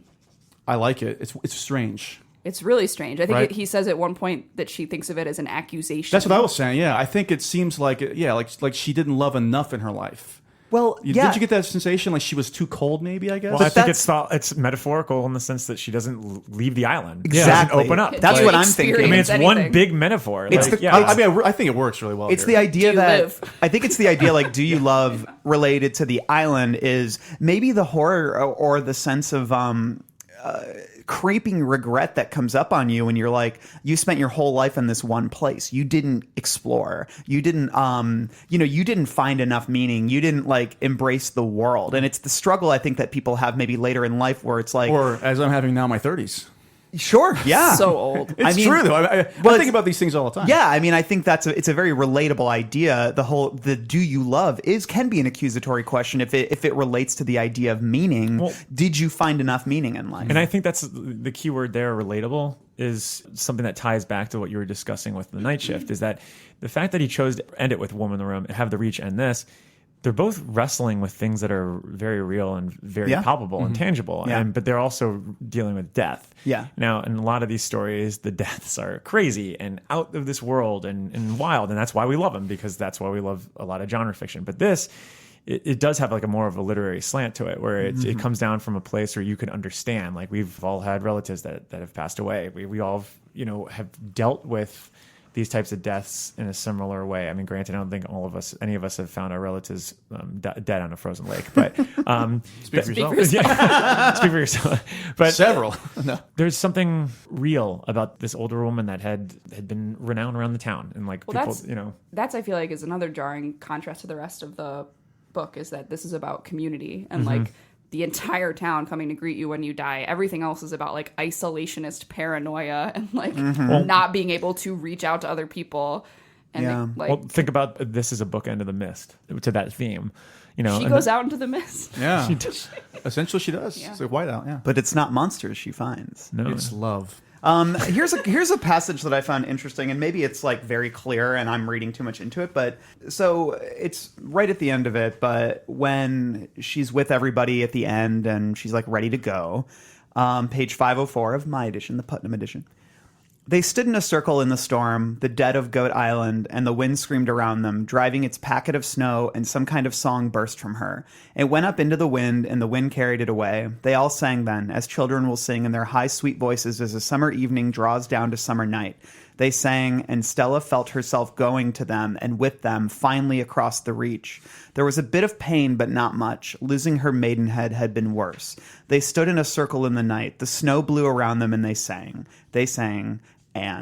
But the thing that I'm curious about, she says there was a bit of pain, but not much. What is she referring to there? Dying. Just dying? Yeah. Yeah. And not being a painful death. Yeah, I guess that's just. I love that section. I do too. It's so lovely, but I guess do I without was. the maidenhead. Well, I know, right? I guess for me though, I'm just like, does that mean? I don't know. Like, did she? Is that when she froze? Is that what the pain was? Like, what is the pain? I think maybe it was like a sensation of frostbite, but if you're also just really old, I'm assuming that she'll be affected differently than we are if we go out in freezing temperature too. And maybe. I like yeah. In terms of structure, I mean, I think at the very when they turn the do you love on its head, when you go to her son and Sam and he says, do the dead sing, do they love?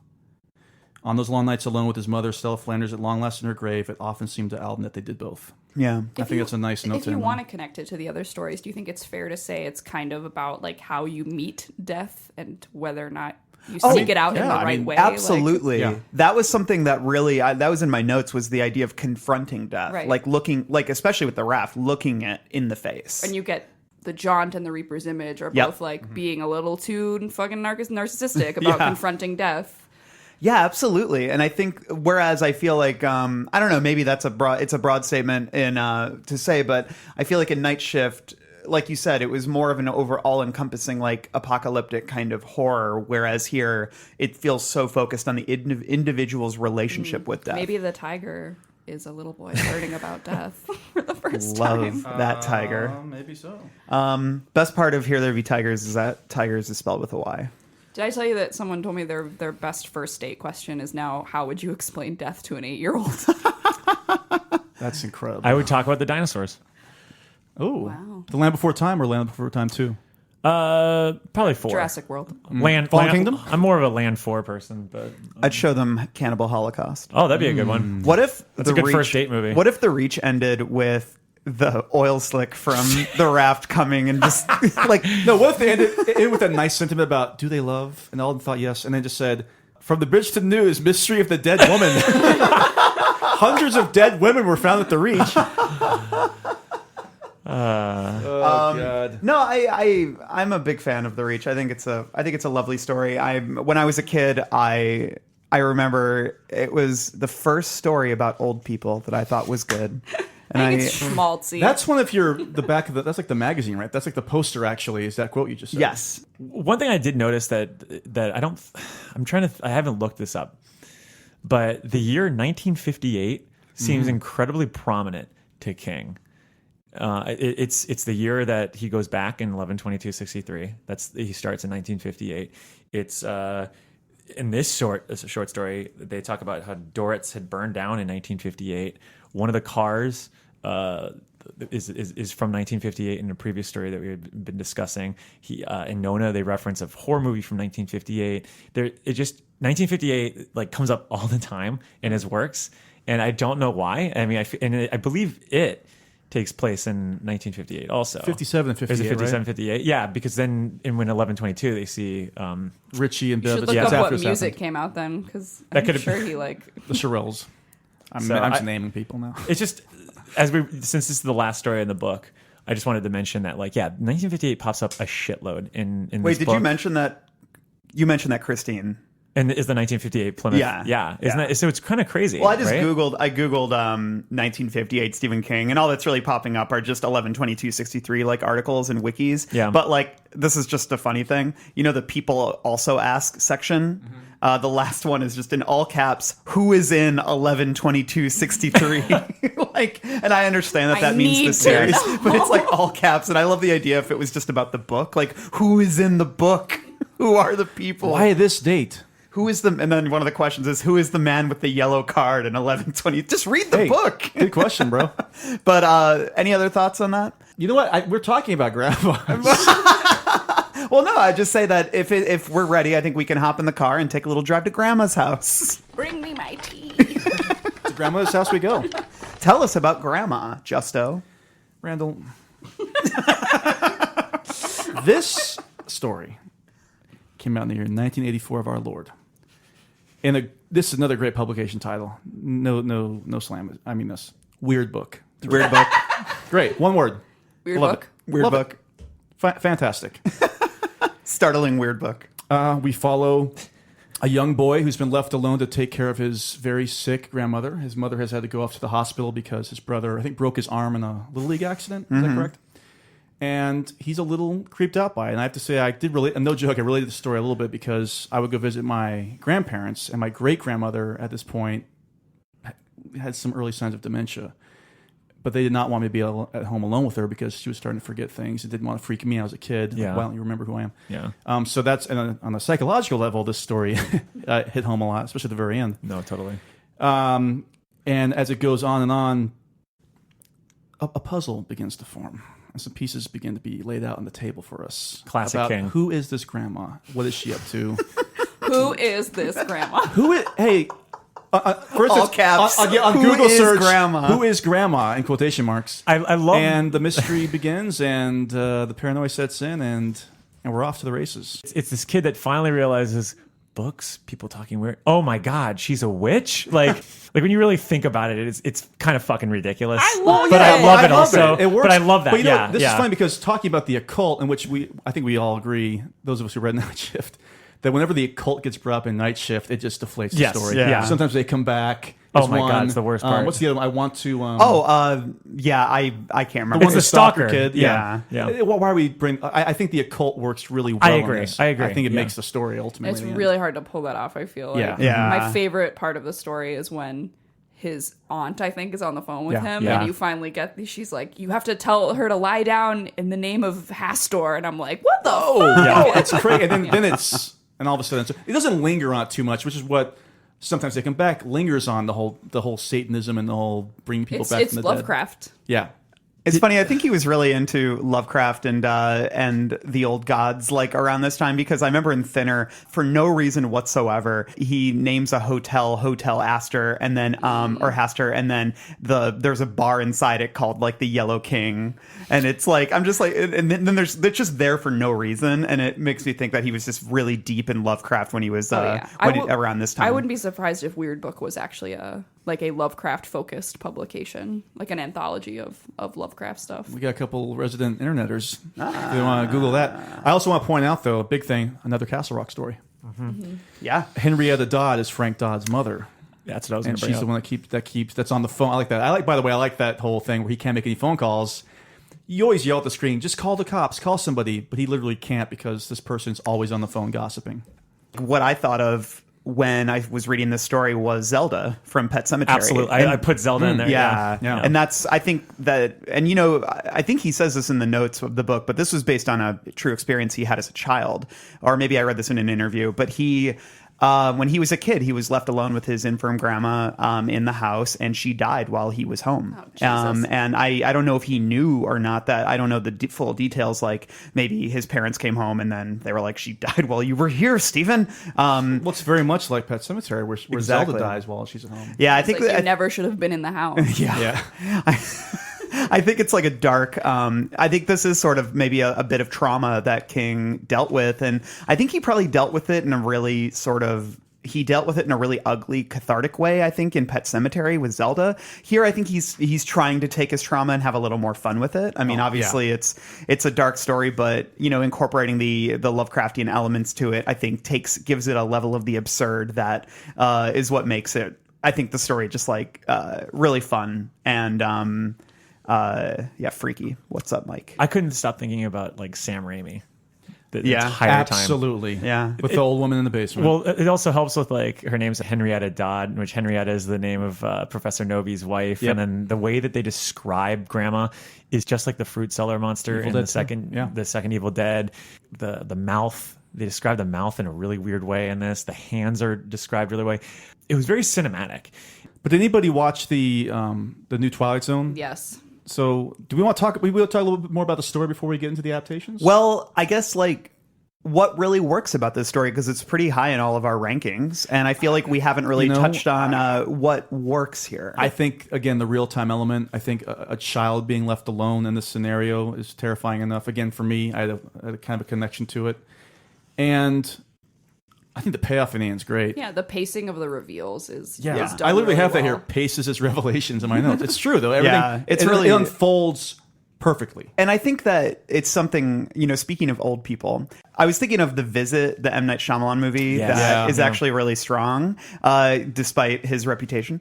It's a very freaky movie, and I reviewed that one, and I remember I went really deep in just discussing the whole idea of how, when you're a child, especially, I think even when you get older, there is a fear of the elderly. I used to work in a nursing home when I was in high school, and I remember just sitting and talking with people, and then like someone across the room who had tubes up their nose and stuff like that would just be staring at me, and I'd look at them and they would just mouth, "Help me." You know what I mean? And it's like, what do you do? And you feel really helpless, but it also reminds you of your own mortality. It reminds you of sickness. It reminds you of losing your faculties and various other things. And especially with that happening in your home and sort of, and this sounds dark. I mean, I'm not like condemning my grandparents or anything. It's just like, it's when you're young, the idea, like if an older sick person is in your house, it changes the fabric of your house, and it brings on a certain sense of dread within the house.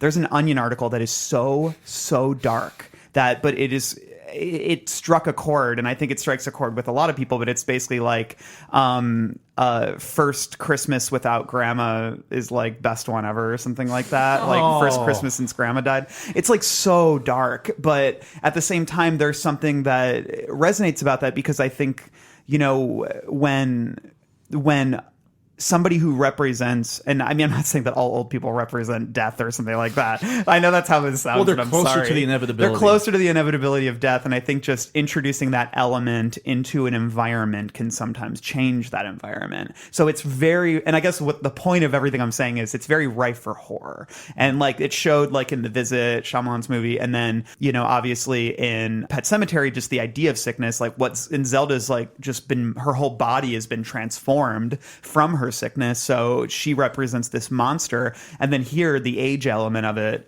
factors in too. But I kind of like that King takes it way further. It's interesting because for the longest time I used to think that The Skeleton Key, that movie that came out in like 2005 with Kate Hudson and Gina Rowland, Peter Sarsgaard, the ending of The Skeleton Key, like it was touted as like this original ending. It was like horrifying, and it is very scary. Like the ending is just really did shock me when it happened. It's been long enough. I'm going to spoil it. Yeah. Spoiler alert! If you have not, if you've read Grandma, if you've read Grandma, it's basically the same thing. And you find out that I believe there were slaves in the movie, The Skeleton Key, or maybe it was servants, but they had been using like voodoo magic to be able to inhabit their bodies of the people that own this mansion. And you've seen Get Out as well. Yeah, and it is. I guess it is. It's like the universe Get Out. But at the end, Kate Hudson, they basically spend this whole movie making her believe in the voodoo magic, so that when at the end they can transfer bodies, and I just thought it's the most haunting ending, because you see the Kate Hudson character in Gina Rowlands, who's now deemed as like insane because she's like raving and a lunatic, and then you realize that Peter Sarsgaard's character is also in John Hurt. In John Hurt's role, the two of them stare at each other, just realizing that they're old, they're going to die in these bodies, even though they're in their like early 30s or something like that. And there's that, for some reason, that's always stuck with me forever. Just knowing that, like, oh my gosh, and they're going to be in like these homes and considered lunatics while somebody's out there with their younger body. Yeah. And so reading this just really like, because that ending has always stuck with me. Yeah. And I've forgotten, I don't know why, that I just didn't remember that was like, that's literally the twist of this book. But it made me wonder, like, okay, so in Skeleton Key, they switch bodies. Yeah. Where does his soul go? Does it go into the grandmother that's dying? Or does he just vanish now? He's kicked out. He's gone. So that's kind of creepy. Welcome to yeah. KeyCast, the Skeleton Key podcast. The Skeleton Key podcast. Yeah, we'll do I've heard of Skeleton Crew, but Skeleton Key. But yeah, no. So that it did make me wonder, like, where does what are the Or vessels? he's trapped in there, like she's in like control. it's being John Malkovich. Yeah. So there's something that could be really. It's exactly like being John This Malkovich. Yeah, sounds but like that's another something- haunting thing of not I having. think Legion season 3 should really cover this to make it even more convoluted and dumb. Well, speaking of convoluted and dumb, why don't you talk to us about the film adaptation of Grandma Mercy? Thank you, Randall. Mercy. I'll give you some fun facts. Filmed in 235. It was actually filmed in widescreen scope. Oh wow. This is a Blumhouse production with Universal, by the way. That's so wild. Can't believe it. It was an early one. They were still figuring it out. Mel, you'll appreciate this. Grandma's house is the same house that Brother Justin lives in Carnival. Oh my gosh. Clancy Brown. Very cool. Here's the Cast. problem with this story. First of all, it's only like 77 minutes, including credits, and it is still boring and way too long. They don't even get into the actual grandma section of the short story until there's about 20 minutes left. So, as we always complain about these short stories, you can't really make them into movies because the story is right there. There's no more story to tell. But they try their best here. And What it's is it awful. before the So- grandma bit? Like, what's going Here's on? the thing. So here's another difference between the story and the movie. In the story, he always had a weird relationship with his grandmother, right? Like he was always kind of creeped out by her. Yeah, he didn't want to hug her. In the movie, from the onset, they're best friends. And from the first 10 minutes, it's hinted that she has this kind of occult background. No. Immediately. That's stupid. And it begins with her husband killing himself as she's about to give birth. It's all revealed immediately. It's like Children of the Corn. Like, oh, here's the kids. Here's the kids are crazy. Frog is wrong. Frog is wrong. They introduce more characters. This cast is ridiculous, though. Mark Duplass. Mark Duplass Wait, is he's in it. He's, of course, the ne'er-do-well uncle that took bad care of grandma over the years. Frances O'Connor's in this from AI. She was supposed to be huge, but Yeah. she's never broke out. And then you got, was it Dylan McDermott's in this, I think? Yeah, Dylan McDermott is in this as the kind of love interest. By the way, there's a big turn at the end where it turns out he's also taking on the orders of the evil grandma. Oh my God. But So they once again, overcomplicate it. you see a whole sequence where he's being whispered to, so you know that there's something. Like, there's no scares here. There's no surprises Why here is at all. it called Mercy? Because grandma's name is Mercy. Oh my fucking lord. It also means you can bestow mercy onto people. You know what? They could have bestowed mercy on me by not making the film. Well, who's the star of it? Well, the star is one of the great children actors we've had. Haley Joel Osment? Nope, Chandler Riggs. Late Walking- of the Walking Dead series. Yeah. Oh. He also Our favorite narrates. By the way, he series. also narrates this, Oh, awesome. and it's a tough ADR session. For Carl? for young Carl. Wait, he narrates it? He but narrates is it. the ending the same? I'll get to that. I'll get to that, Mel. Fun fact: Pa Kent from Lois and Clark, the TV series, is the priest in this, who also gives up more information about how his grandmother turned to witchcraft when she was younger. I mean, everything is given away. There's a lot of Exorcist ripoffs throughout this whole thing, where she keeps going back and forth between having this like guttural voice and like freaking out in the bedroom and everything else.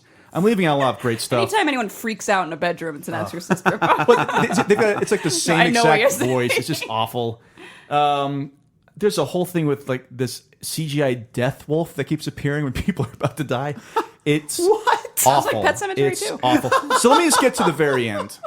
Oh, I should also mention that throughout, Chandler Riggs, aka George Carlin. is George Carlin. It's all tied together.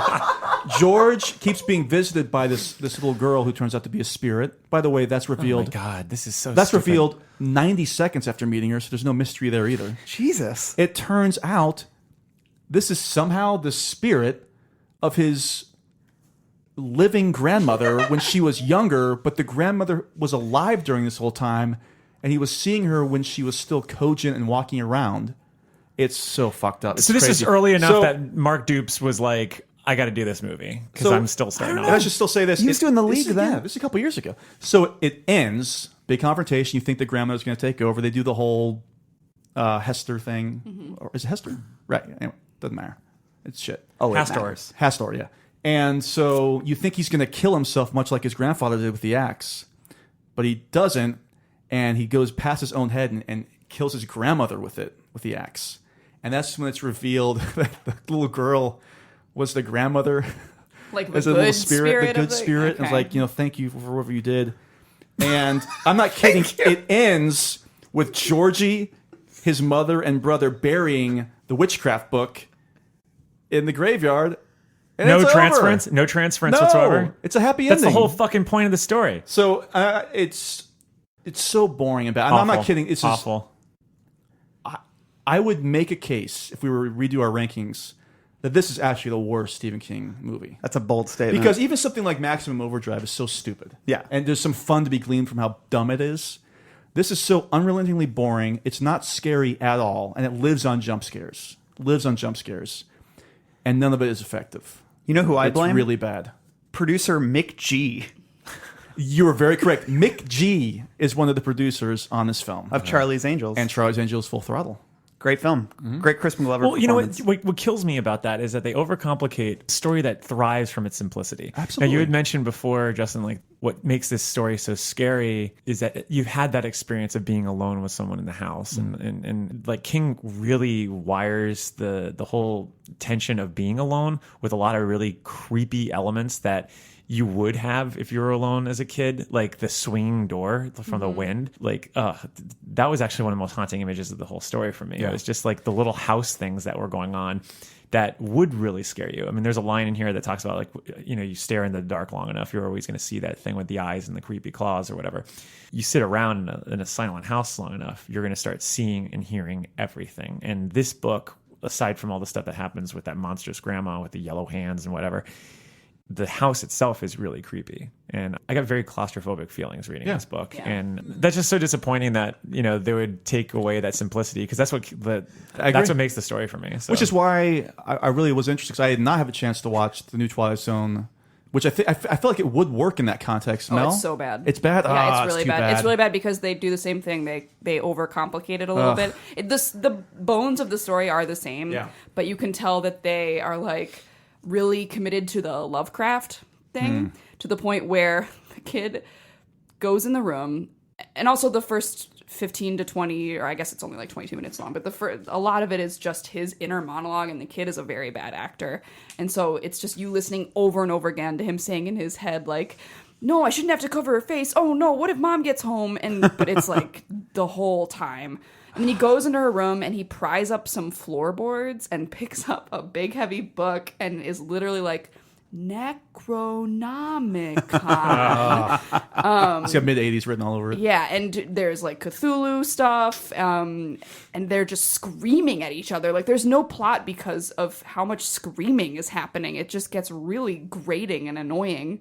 I guess, like, the grandma, when you do finally see her face, is like, it's a bit of a scary effect. There's some good makeup work. Nice. And her room is creepy, but the acting throughout is so horrible. The ending does remain the same, I guess, to its credit. But the way you know it's the same is that the kid is getting hugged by the mom, and he opens his eyes, and they're like yellow and red, and like grandma's eyes.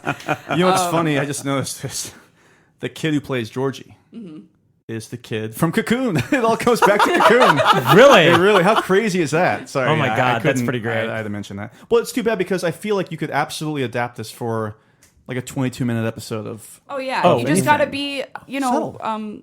slow and restrained with it. I think you could do pay an it off. effective No dollar restraint baby. at all in the Twilight Zone. yeah. Dollar baby. Like, this would be the easiest dollar baby to do. You know what? If this was the old Twilight Zone, it would have been more restrained, Oh, absolutely. but not the new Twilight Zone. And I feel like too that it's creepy from the beginning, but what you should do is kind of just play on the real life fears that you guys are talking about, and at first portray the house as like pretty normal, and like this is a normal fear for a kid to have, but his grandma's just sick. But instead, it's like Spelled out. Literally spelled immediately out. blood red light in her room. Oh, like, come on. You know, it's interesting. I like. It's funny you mentioned like the old school like Twilight Zone doing an effective job of this.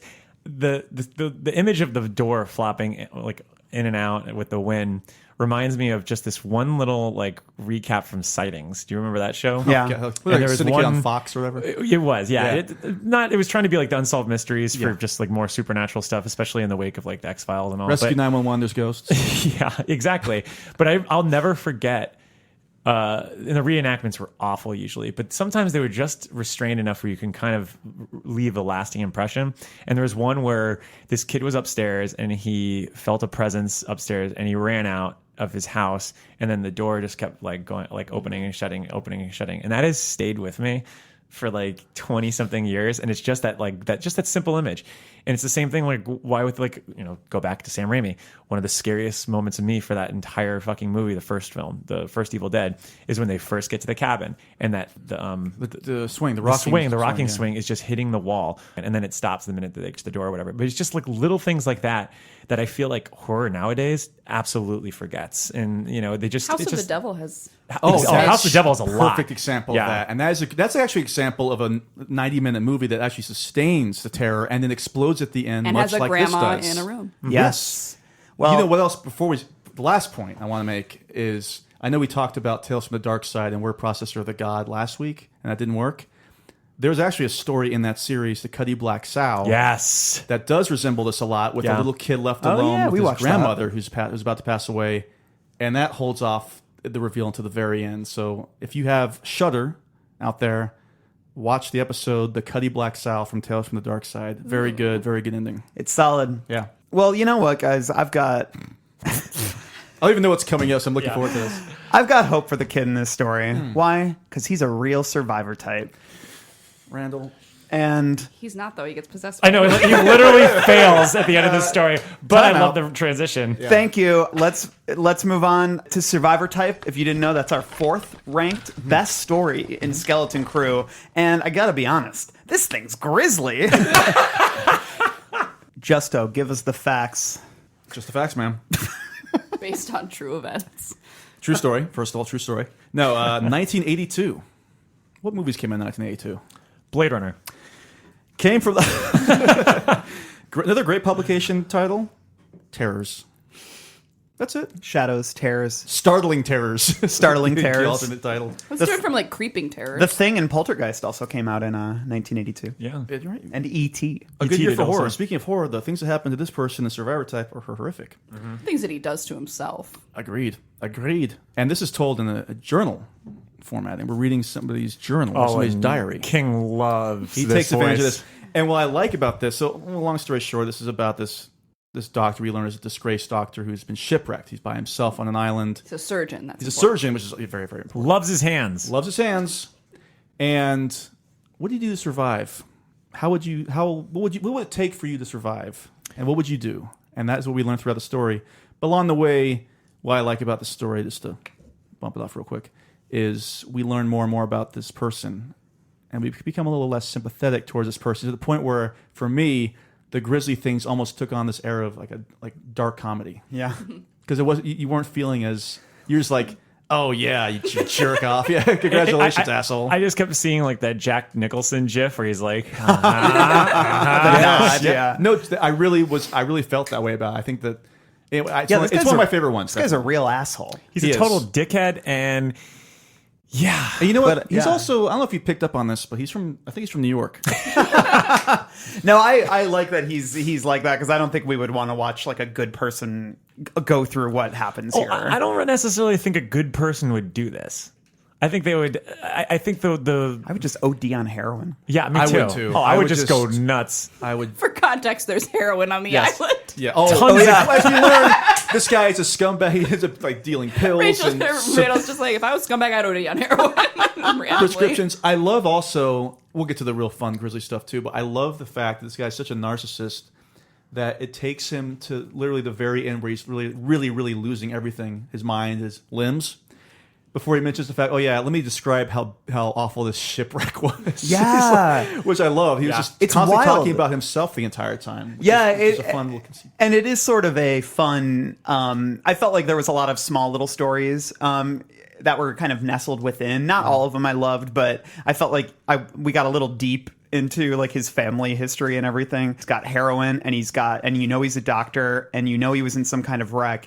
And I like that we get sort of the origin story of the drugs. We get and then we're like waiting for those to come. Same with the shipwreck. Same with why isn't he a doctor anymore, et cetera, et cetera. It's like fun to approach those sorts of things, like know that that's on the horizon, as well as it gives the story a little bit more weight than just the story where the guy cuts off his limbs and eats them. And this is kind of for me a twinner with Beach World. Where once again we've got somebody who's more or less shipwrecked. Yeah, yeah, mind. yeah, definitely. You know, you had said that when we read Thinner, you imagined Andrew Dice Clay. Oh man, could you imagine? Oh god, it would be Dice was in this? hilarious. Dice was Looked this like guy. Dice in his 60s was in this. Oh my, even better. And I broke my ankle. Hey, You know what's funny for me as somebody who had a really bad, severe ankle sprain a couple years ago? The ones that really hit home in terms of the believability was when he was explaining his like busted ankle. Yeah. And, 'cause I've been there, and like the weird, awful pain that you feel is never going to go away. And this is obviously much worse than I was. I didn't have to amputate my foot, Or eat it. or I would have been more than happy to at that point. One of the things I love about this story are the characteristics that King welds into this to give some sort of context for why some of the actions are able to happen, like him being able to hit the seagull with a rock. Yeah. I feel the only reason why he was a former quarterback is so that you totally believe that he's could able peg to that bird. Yeah. You know, I think something it's easy to forget about this story because you remember it for the grisliest aspects. But I think one of the scariest parts is the description of the shipwreck because it That's what I'm sounds saying. it sounds horrific. He buries the lead, you know? Yeah, yeah, and like, but just the way he describes it, like people were screaming and running in every direction, bottles were falling off the back bar and shattering on the floor. A man staggered up from one of the lower levels, his shirt burned off, his skin barbecued. The loudspeakers started telling people to go to the lifeboat stations. They had been assigned during the drill at the beginning of the cruise. The passengers went right on running hither and yon.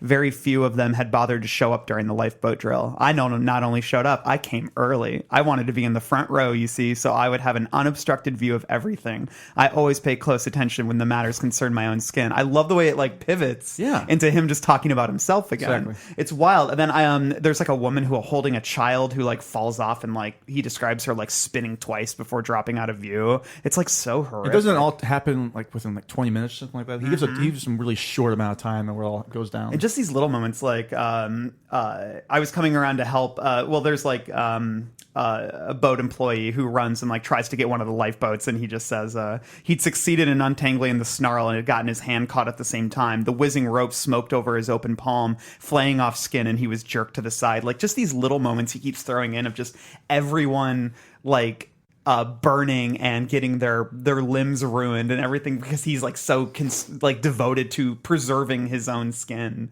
and it's just really fascinating. Oh, and then this too, he's talking about like the suction of a boat going under, which was fascinating to me. Terrifying. I know, and then just the way he says, I had to row madly just to stay in the same place. The boat went under very quickly. There were still people clinging to the rail of her bow and screaming. They looked like a bunch of monkeys. Like that line. Skeleton Crew, anybody? Yeah. Yeah. What if it was the monkey? The monkey from Skeleton Crew. 20,000 dead fish emerged. clanging on his the thing. But no, I guess that was something I was a pleasant surprise when I revisited this. Just that that this isn't just a story of a guy cutting off his limbs. It's actually there's a lot of horror in this story that to be. And I mean, I think the perspective. I like when King writes in first person because I feel like I feel like sometimes he can create more despicable characters that way because they're unreliable and it's fun. And Mike saying he loves this voice is so true. Like he's having so much fun. Oh yeah. Like by the end when he's just like totally lost it and he's titling his journal entries with dates, but he's just like Feba. Yeah, I love that. I love that. I think I have a question for everybody here. If you were, we kind of joked about it earlier, but if you were marooned on an island and you were a surgeon, okay, And you had the heroin. and you had to have that sweet heroin. Speaking of the monkey on the back, speaking of monkeys, how long would it take you before you considered, starting to eat yourself? I would never consider starting to myself. So we're here. So Mel, you would never do it. No, I would do what Randall said. I would overdose on the heroin. Overdose on heroin. Mike? As someone who can go a long time without eating, I would say I would just go off on that heroin downward spiral and have a blast. Maybe listening to Nirvana. Hey, the battery's still working this boombox? Yeah. All I have on this island of rocks is... Yeah. Well, I'd have my iPod. I have very large calves, so I've got a lot of meat on there. I do too, actually. So I feel like I feel like I could lose a little bit. Oh, that'd be gross. I would rather just cut off your foot and cauterize as opposed to like starting to cut off the muscles in your leg. Oh God, that's more grotesque to me for some what's reason. your answer? Absolutely. No, I'm kidding. I'm not kidding because I'd be afraid of like slitting my wrists wrong. It'll be too long of a death. I wouldn't want to try to drown myself because that would be a nightmare. So I think I would just snort heroin until I couldn't snort anymore. Yeah. I mean, think about it. Eat it, drink it. But he wants to live. Well, That's and he his whole only thing. does You know it what? until Survivor he type. has to, cut off his leg. Yeah. It's not like he just like, all right, well, I'm going to start eating my leg And now. I think he cuts off his foot initially because it's going to get infected. Yes, exactly. So it it's, wasn't it's, just it's, a it's out of necessity. necessity. Yeah, Yeah. So like in that respect, would I still eat it? No, I wouldn't have eaten the seagull like without having a fire. I would have. No, I wouldn't have. I would have You're easily too good stranded on the island to eat a seagull that you hit with a rock. without fire. I don't think so. Later on, when Then he's he more eats a- delirious and does it, I think if I had become more delirious and that desperate, then I could see myself eating like a raw bird. But I would literally have to be absolutely desperate with no hope. Without yeah. fire, for something to kick in. without fire, without salt, without pepper, without paprika, I am not eating that bird. No. Oh my god, you guys would eat the bird after like 5 days. No, I I mean, honestly, to quote Tom Hanks in Castaway, I made fire. I think as a realist, I would assess the situation. I'd say, all right, Your journal. I'm on an island. There's nothing here except for a journal and lots of heroin. And some rocks. I'm going to write a nice little memoir about things that I want. A fuck you to whatever liner that they are on. Maybe some cool poetry. And then Like for Owen. yeah, like for Owen. And then I would take that nice descent into becoming a heroin addict and just let it go. You and wouldn't not even spell out help with the no. rocks. There's what's the point? You're in the middle of They- nowhere. A ship sank. Like there's gonna be people looking for. Oh, it's over. It's over. Mike You're done. immediately ODs you on are heroin. screwed. Granted, there's like a plane, but I mean, come on. How many times when you're in a plane and you're that high up, you're going to look down and I've see seen an it island? several times, people screaming out help with rocks. So I just didn't tell anybody about it. Oh wow, what a nice guy. A good Samaritan. Was anyone else reminded of Resident Evil with this story for any reason? As you know, I don't play games. Well, I'll just say that. Tell me more. Oh, because the Notebook. Yeah. When I read this when I was young, I was a teenager, I was also really into the Resident Evil games. And the first Resident Evil has early in the game, a very memorable section where you find a notebook. And that's a game about zombies, if you're unaware. And there's a notebook and it's like a journal kept by a guy who was working in the lab when they were developing this virus strain. in the lab late one night.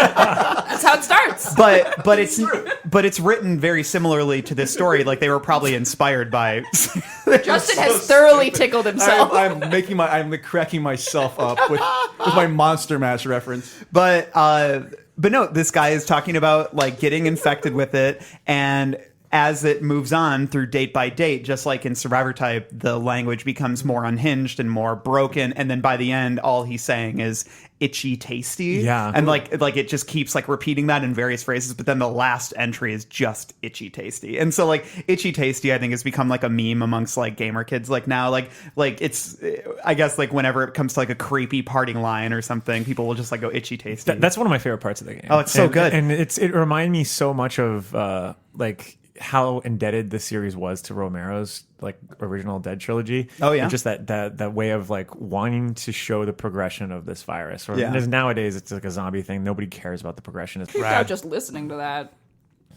Yeah. You guys describe this journal. Like, It's creepy as hell, and like I think one of the journals you find in a room where like the Beethoven's Oh, Midnight yeah, Sonata yeah. has to play, and he like looks out the window and you could see things moving off in the distance. It's So great. creepy. Did you ever read the books that were adapted for Resident Evil? I Because did. they had a lot of that stuff in Yeah. there too. I have a question. If that was like a popular thing in the internet, Yeah. people use that expression.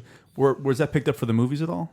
I never saw the movies. No, 'Cause the movies don't have any of that nuance. They have at nothing all. to do with that was one of my games. first rated R movies in theaters. Oh, So wow. I said it was a big deal. I was like, it's rated R. I'm going with my dad. Paul W. Anderson. It was a really big deal in our high school circuit. It's 'cause, a fun the ending. movie.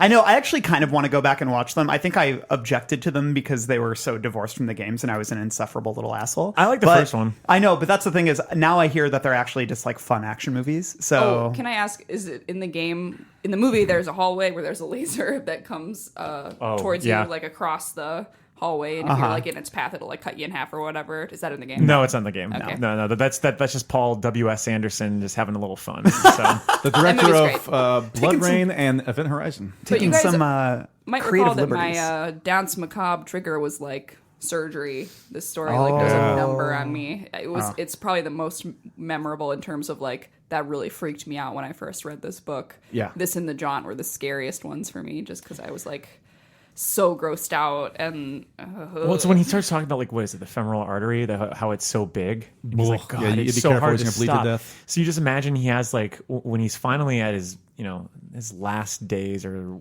hours or whatever it is.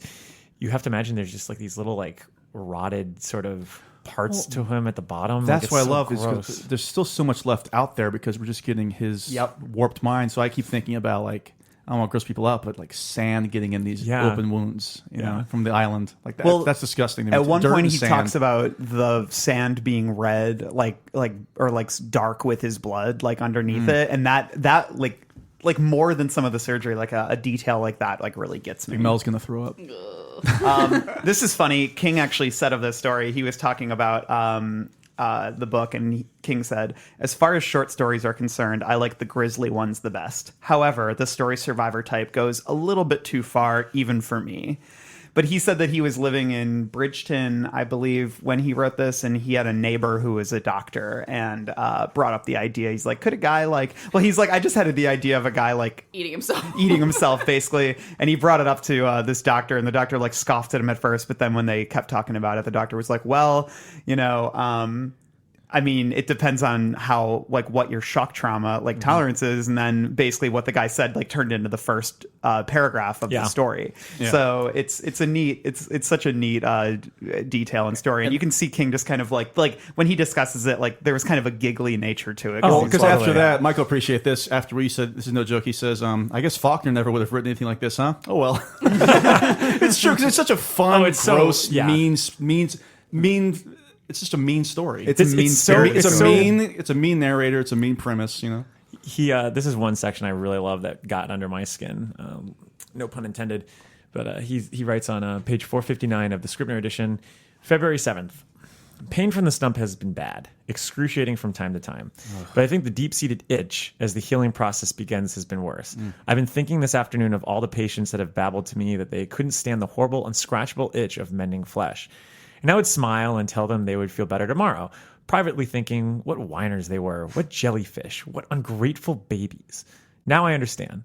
Several times I've come close to ripping the shirt bandage off the stump and scratching at it, digging my fingers into the soft, raw flesh, pulling out the rough stitches, letting the blood gout into the sand. Anything to be rid of that maddening, horrible itch. Great. Like, just could you imagine just like pulling Itchy this thing, just like tasty. there's, Itchy like, tasty. Disgusting. Any other thoughts on Survivor type? There's an adaptation, Mike. Oh, you know yeah. You guys like know the person, right? Yeah, so we've mentioned Billy Hansen, actually. That's his real name. It's not William Hansen, it's Billy Hansen. His parents named him Billy Hansen. It's on his birth We certificate. get it, Mike. Okay.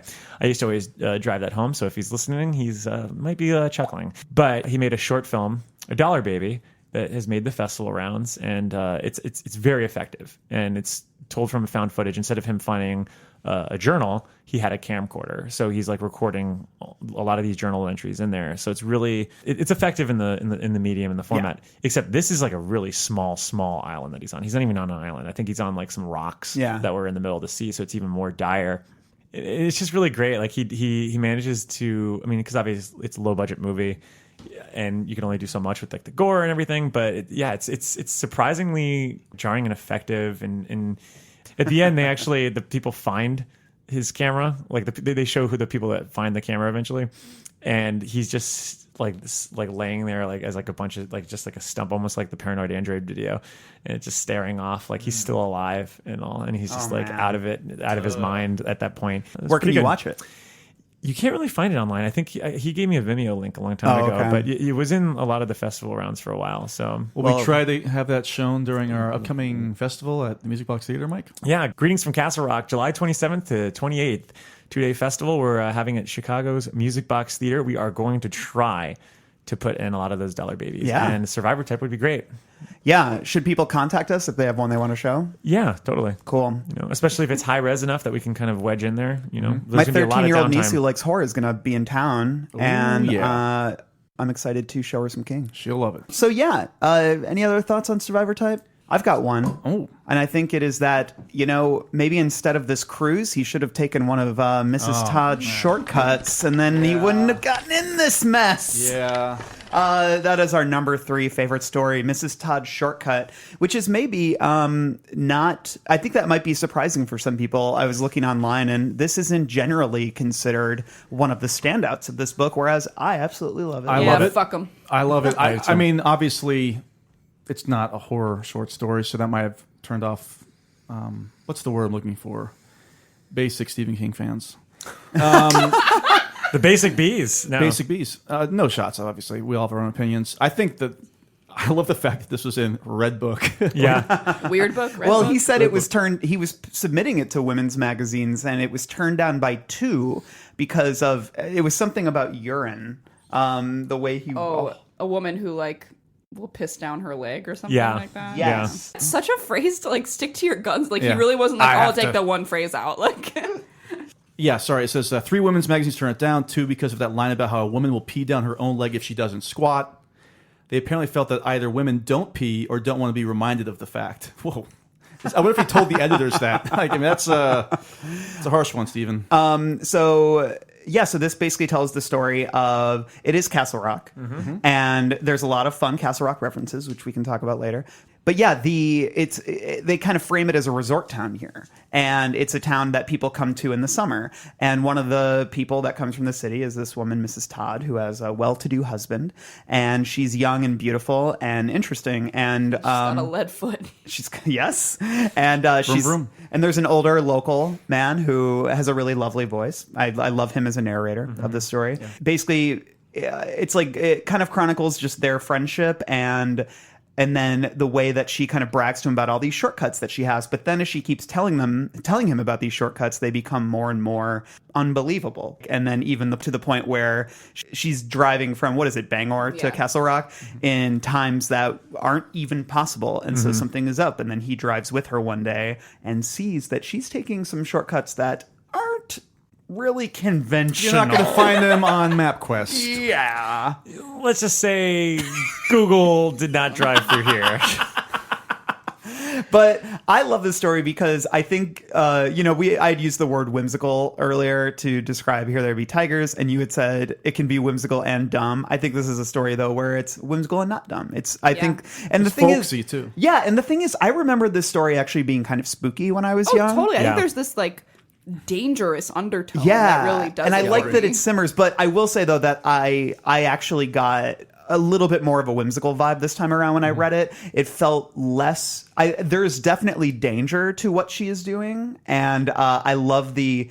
I feel like the ending sort of nullifies because when I was reading it, I think I was having that implication that she went too far in this world and she's like forever gone. But then it kind of seems more like she, in the end of it, chose to stay there because she was happy in this other world. And the man, our narrator, I can't remember his name. thought it was that when she takes the shortcuts, she gets younger. Yeah. So she's Yeah. just Oh, been yeah. doing that and like maybe still living in our world, but like Maybe she's a baby. she's just It's a Benjamin Button. Benji Buttons. just found a way to live forever. What I love about this is, like you said, Randall, Homer's such a great person to follow because we're following. It's a story that somebody's telling about a story somebody's told him, right? So that's complicated enough. But I love the fact that 2 things: Homer is actually a part of the story that he's telling. You think he's just telling some tale, right? But I love the fact that the story is actually still active, as we learned at the very end. It's really just. That could have done that could, if it was ever adapted, it could be really, really cheesily done. Yeah. But I think it really nails the ending. also the ending the here. guy who's listening. Yeah. It's like really sad. Like his whole the difference between him and Homer is like Homer actually pines for something, whereas our narrator is like, I guess I never thought to like ask for anything else. Or like Do you love? Totally. The Do you love theme? But yeah, and so, but I guess like that drive, I love the hallucinatory nature of it and the trees, Yeah, kept the section thinking- here is Yeah, go ahead. terrifying. Yeah, Like, definitely read Well, it. it's interesting too because I just totally forgot about this story, and it just was one that just maybe I even skipped it. I could not remember it for the life of me. So when you actually get to the point where he does drive with her, it takes a very horrific turn that is a little jarring at first because for me it felt like this is more of a literary tale. There's more dramatic, and so all of a sudden for it to throw in this sort of like menacing, the Thinny basically, is what we want to get into. Yeah, some Dark Tower but stuff going on. He really does a good job in being able to bridge those two worlds in this story. Whereas like in previous stories when he's tried this, it fumbles big time. But I love this little drive when he finally goes with her and they go through this like shortcut through Motorway B, and the way that King kind of just slowly, pieces together these things like, have you heard of Motorway B? Yeah. No, I've never heard of a Motorway B. And then you're like, as a reader, you're like, oh shit. And Here we go. And as they turn down, here we go. So it's on page 227. We went cut slam down another woods road, and then we come out, I swear it, on a nice paved road with a sign that said Motorway B. You ever heard of a road in the state of Maine that was called Motorway B? No, I says. Sounds English. Oh yeah, looked English. These trees like willows overhung the road. Now watch out here, Homer, she says. One of those nearly grabbed me a month ago and gave me an Indian burn. That all of a sudden, that's even slowly just kind of weeding in there. And then he goes, I didn't know what she was talking about and started to say so. And then I seen that even though there was no wind, the branches of those trees was dipping down. They was wavering down. They looked black and wet inside the fuzz of green on them. I couldn't believe what I was seeing. Then one of them snatched off my cap, and I knew I wasn't asleep. Hi, I shouts. Give that back. Too late now, Homer, she says and laughs. There's daylight just up ahead. We're okay. Then another one of them comes down, on her side this time, and snatches at her. I swear it did. She ducked, and it caught in her hair, and pulled a lock of it out. Ouch! Damn it, that hurts, she yells. But she was laughing too. The car swerved a little when she ducked, and I got a look into the woods, and holy God, Dave, everything in there was moving. There was grasses waving and plants that was all knotted together, so it looked like they made faces. And I seen something sitting in a squat on top of a stump, and it looked like a tree toad, only it was as big as a full-grown cat. Yeah. Oof. Hell yeah. The thing is about this, though, it's not so much scary as it is. It's more of like a mischievous, Yeah. supernatural. It's, Yeah. it's like a fun time. Obviously, it's a dangerous setting, but I kept thinking about, and this is, I'm a Florida kid, Mr. Toad's Wild Ride. That's exactly what I was going to say. Mrs. Todd. And I think maybe that's what it was. But again, if you've been on Mr. Toad's Wild Ride, there are some weird things going on. Yes. Things are coming to life as you're driving by crazily, and it's really dark outside. I could not get the image out of my head. It's just like seeing weird animals, and it was almost hallucinatory. Yeah. And maybe because I was taking acid while reading this, but Have you seen the Clickle article? It's like the fox from Mr. Toad's I Wild always Ride. blame Clickle. But no, the idea of, like, for instance, just the tree limbs like stealing somebody's hat. Yeah. It lets us know this is a fun It story. reminds me of H.P. Lovecraft's, and I had always referenced this story, Hey. The Color Out of Space, because in that story, the trees are alive, and he starts noting that the vegetation is starting to come alive, and it's kind of like the inanimate nature of the sand in Beach World, where it's like these things that you just don't think about ever having a personality, and if they did, how horrifying that would be. You know what other story the trees are alive in? Talisman. That's right. And King loves creepy trees. I was thinking about that ride that they take at the end. there's definitely I think, he wrote this story around the same time he was writing The Talisman, and the whole idea that one can flip between worlds. I think a lot of people associate this story with the territories from, especially because not like time moves or how does it work? It's distance. If Yeah, you travel distance, yep. Yeah, a it's little different. bit in the territories, you move a You go- ton in our world. You go to Dash, I think, too, in this situation. Yeah, and so that's what. So I think that was the neat idea was his wife, and he said his wife is obsessed with shortcuts, and that the story was partially inspired by her. But I think when he was writing The Talisman, he'd probably be like, "Man, how much would my wife love it if she could flip over to the territories and then get places a lot quicker because she, you cross so much more ground."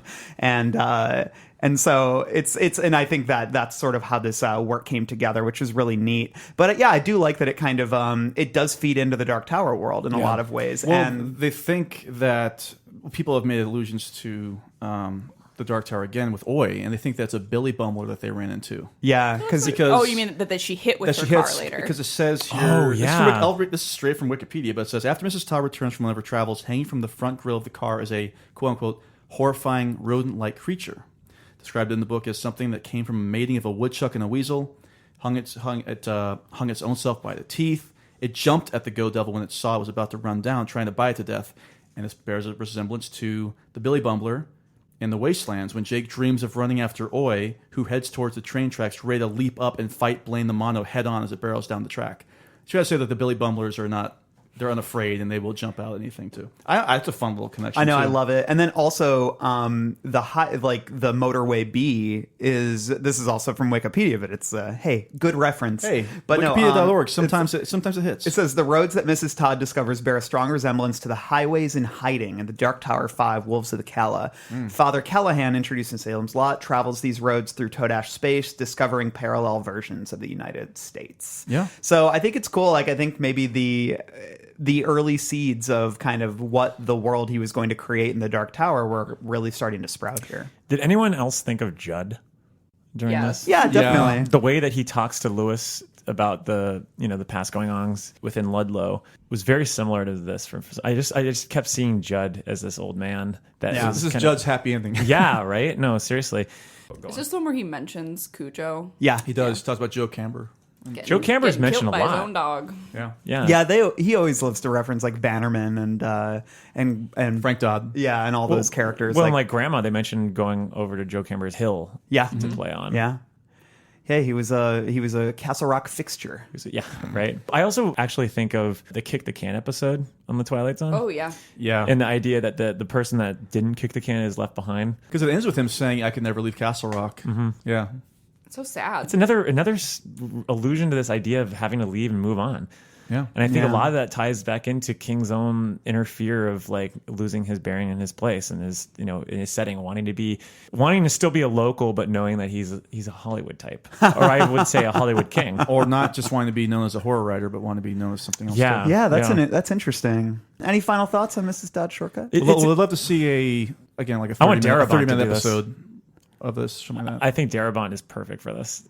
Yeah. Just the way, because here's the thing, like we talked a lot about this with The Mist, and this is something I wanted to bring up for our Castle Rock programming, is that King does this dance between horror and drama and beauty and evil that is just really remarkable. And when he nails it, he really nails it, and it makes that story that much better. This short story is scary, but it's also not scary at the same time. Like that whole sequence at the end when he finally goes to the house and the light's on, even though she wasn't there previously, and he sees Oy in the front of the car. Oy. All that stuff is really menacing, but at the same time, I felt reassured that they were going to see each other again. Yeah. So it's like this odd dance at the end, and it was one of the more heartwarming endings. Yeah, Even though definitely. it's at the end, it's also kind of startling because Yeah. you're like, what is going on? And I kind of like It's that. that Yeah. weird nostalgia for like spontaneity and Yeah. danger, and how I think he says at one point like she would kill you if she looked at you, but she wouldn't like mean to. It's Yeah. just that she's so powerful and like again this sort of primal. He compares her to like the goddess of the hunt. There's a lot of Diana. allusions to that too. I loved this story. There's so much that you could pull out of this, even just like the idea of regret and not taking chances. The way he wrestles with love in a lot of these stories, especially with Nona, but with this one particularly, is so honest and real that it makes me wonder if there was someone else in King's life. I swear to God, I've brought this up multiple Yeah. times. He has this like whole thing where it's like you have the second chance with the person Yeah. you were falling for as like a dreamy-eyed teen. Yeah. It doesn't have to mean that you didn't love your wife or that you weren't a good husband. I mean, it's in Dead Dead Zone. Zone. Yeah. It's in Mrs. Todd's Shortcut. I think he's just romanticized this period, like, and these women so much. I think a lot of us do, looking back in life, and like, where did we go wrong? What if I had done this differently? I think it's very relatable. I think it's notable to bring up, since we're in the top 3, where this was in our personal rankings. Mike and I had this one at 2. Yeah, I almost put it at 1. Yeah. I really did. It's great. What do I have at 3? And then, you, Mac, and Mel were all 3. Dan's at 6. Dan I was know. a 6. I can't believe of all of us. I'm surprised that Dan. To be fair, 6 is still very high. Still high. But I'm surprised that of all of us that he would have had the lowest. It's just What an asshole. he's a one little Dan's a one woman man, and You can't imagine ever looking the other way. What's funny about this also, renewed my hope in the story, because obviously we love The Mist, right? And then it goes into Here There Be Tigers, and then it goes into the monkey, and then Cain Rose Up. It's like this trifecta of, oh my God. how many more- awful. But then this comes along and you think, okay, there's still possibly going to be more greatness to come in the collection. It's just such a cool conceit, too. Yeah. The whole idea of, like, cheating the map and fun. doing the math. Like, the math is a really fun part of it. Yeah. As somebody who practices Gerberlytics, I appreciate all the math work in this. I'd say it's one of his strongest endings in terms of how it's written too. Yeah. Does anybody want to read that last passage? The prose is great, and again, it goes back to a little bit of sadness to it. Yeah, yeah. I'll read it. Yeah, go for it. Let's see here. Starts with Olympus. Do the Olympus. We all just want to read it at the same time. I'm kidding. Yeah, Don't let's all do do it. it. Oh my god, Oh my so gosh. annoying. Let's everybody do one word, and we'll go around. God. Olympus must be a glory to the eyes and the heart, and there are those who crave it and those who find a clear way to it, mayhap. But I know Castle Rock like the back of my hand, and I could never leave it for no shortcuts where the roads may go. In October, the sky over the lake is no glory, but it is passing fair, with those big white clouds that move so slow. I sit here on the bench and think about Felia Todd and Homer Buckland, and I don't necessarily wish I was where they are, but I still wish I was a smoking man. It's conflicted. Yeah. What does he mean about the smoking?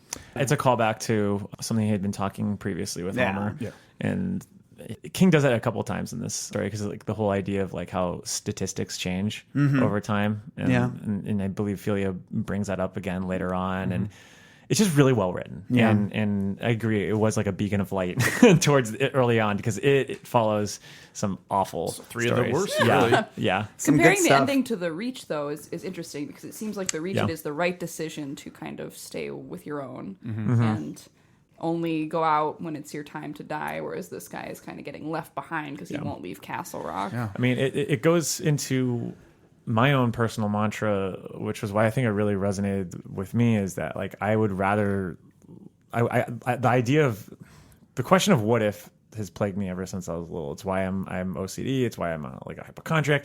But it also, when it comes to just opportunities, sometimes I would rather have taken that opportunity and know that it was a mistake than to never have taken it and to always be haunted by that forever. And I think that this soul story is founded on that fear. You And- regret what you don't do. Exactly. Yeah. You know, it's like that poster in Nathan Fielder's office from Wayne Gretzky. You regret all the shots you don't take or something like that. Well, I think Mrs. Todd's going to like the future. Because they invented the greatest shortcut of all, the jaunt.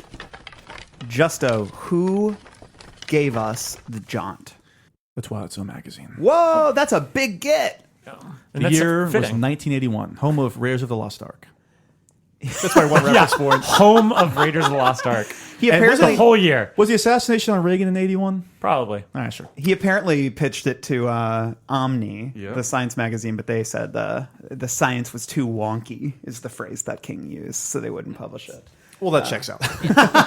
I'm not here for the sci-fi. Well, I'm not here for... Yeah, sure. This story, I'd say, aside from the raft, obviously, it was the one that, and I think it's just like it's built on such a infectious like premise, like such a captivating, interesting premise. Because good God, you wish it was real. Like God, like can you imagine if you could just travel like in the blink of an eye? That would be so amazing. Hey, not at a blink of an eye. You have to close those eyes. But the final image is so indelible. Like it's such indelible, horrifying terror, and the fact that it's so surprising too. If Such you a don't, twist. yeah, if you don't know going in that it happens, it's deeply surprising, especially because it involves a child. But basically, the story is mostly exposition. I mean, it's That's a lot of exposition. it's a family sitting at a jaunt station. And they're getting ready to travel. I can't remember where they're going. But Mars. They're going to Mars, and Because Mars has water. yes. Oh, yes. They're on like an excavation mission, and basically they're going to be put to sleep. They're like being given drugs or whatever to go to sleep because you can't be awake when you go through the jaunt, which is a device that basically instantaneously takes you to anywhere where there's an adjoining jaunt station or whatever. So it's revolutionized the way that we travel in this world. And so it's basically this father telling his kids the story of how it all started. The whole point of his story is you must be asleep when you go through, because anyone who's been awake that went through it went insane or just died. And so, but then when they get through on the other side, everything seems okay until he realizes his son stayed awake and is like this little gibbering beast thing now and tearing out his own, clawing out his eyeballs. The end. It is brutal because as you read it again, there's a lot of exposition. Obviously, they talk about the first experiments and the mice and how the mice went through and they died immediately. But only if they go through head first. Only if they go through head first. But for me, What happened to the mice? That's the key question. What happened to the mice? Because they don't have the same brains that humans have. So, like, what were their reactions to the whole situation? You know, No, it's just what his kid keeps It's- asking. yeah. That the whole. I know. the Well, thing. now What I'm happened thinking to the about it. mice? What happened to the mice? Let's get back to the exposition flashback. I always forget that prisoner Yeah. until I Yeah. reread it. Love and that What prisoner. does he say when he walks out? It's eternity in there. Which reminds me of Reagan in The Exorcist when she comes out and says, "You're all going to die up there." Speaking of Reagan, it was 1981. You were right. Ah, a little AP history, Justin. Yeah. The little tangents are the things that stick with me in this. And I'm not particularly invested in the family so much. So the ending for me was great, and the image is terrifying. But for me, it's, a couple of days ago we were talking about like how we would adapt this. But the thing that's so hard about this is that he basically created a tool or a device that it almost seems like you could actually make a whole series built upon this idea of the jaunt, because it's just a medium for so many things, because it's so crazy and it's so wild and there's so many different things that you can do with it. And he does in this story. I mean, there are a number of tangents that he goes on that would easily be an episode of some sort of thing or whatever. Like the thing with the wife. That's the Is scariest the thing that one. scares me the most, is like this idea that she's bouncing for eternity Oh yeah. without any sort of body or anything. It's just this constant echo that she's going to have to be on forever. And that was just one little line that they kind of, throw out there. This is King sci-fi I like. Yeah. There's no made up languages. There's no droids. There is like There are some new dollars. I forget what he the calls new- currency in here, but I think it's new bucks. new bucks. New York. It's actually firmly rooted in a lot of paranoia that was going on at the time, which, they talk about the oil crisis, which is a huge thing coming out of the late 70s, early 80s. He starts talking about how Texaco is going to go into like the water industry, which is something that Explaining it totally to his kids. Yeah, I That's love that. right, kids. Yeah, which is some stuff where you just have to like, okay, just move on. I love this context. Okay, whatever. But there is a lot of that sort of 80s paranoia that's invested into this story that I think is one reason why the sort of sci-fi stuff works, because he's building this on stuff that makes sense and what we kind of know from our own point of view. Because for the most part, a lot of the story happens in the 80s and 90s. So they go back into a time that we could understand and we can invest in a little bit more. I'm personally invested in the story throughout. I think the idea of this is original. I mean, I think they talk about jaunting is actually, the term jaunting comes from some other short story. The Stars, Yeah. My Destination, Yeah. a science fiction novel by Alfred Bester. The great Alfred Bester. Which is totally King. We're just getting in. Yeah, his own Yeah. influences. Yeah, But the ending Yeah. is, I can't say enough about the ending. It really might be my favorite King ending of anything. So good. It's so. I remember reading it the first time and thinking, "This is interesting." Okay, how is this going to end again? Because you still just can't imagine that King is going to go there. At least I couldn't. And when he does, and just that image of just this man child with, I kept imagining like salt and pepper hair and just like dead, like bloodshot eyes and just kind of ashen face, and then the digging of his own eyes, and it's just the mother screaming. I had forgotten some of these stories when I first read it, 15 years ago. Yeah. I never forgot this story. Same. And I never forgot the ending of the story. And it's so fucking good. And I know they're trying to adapt it.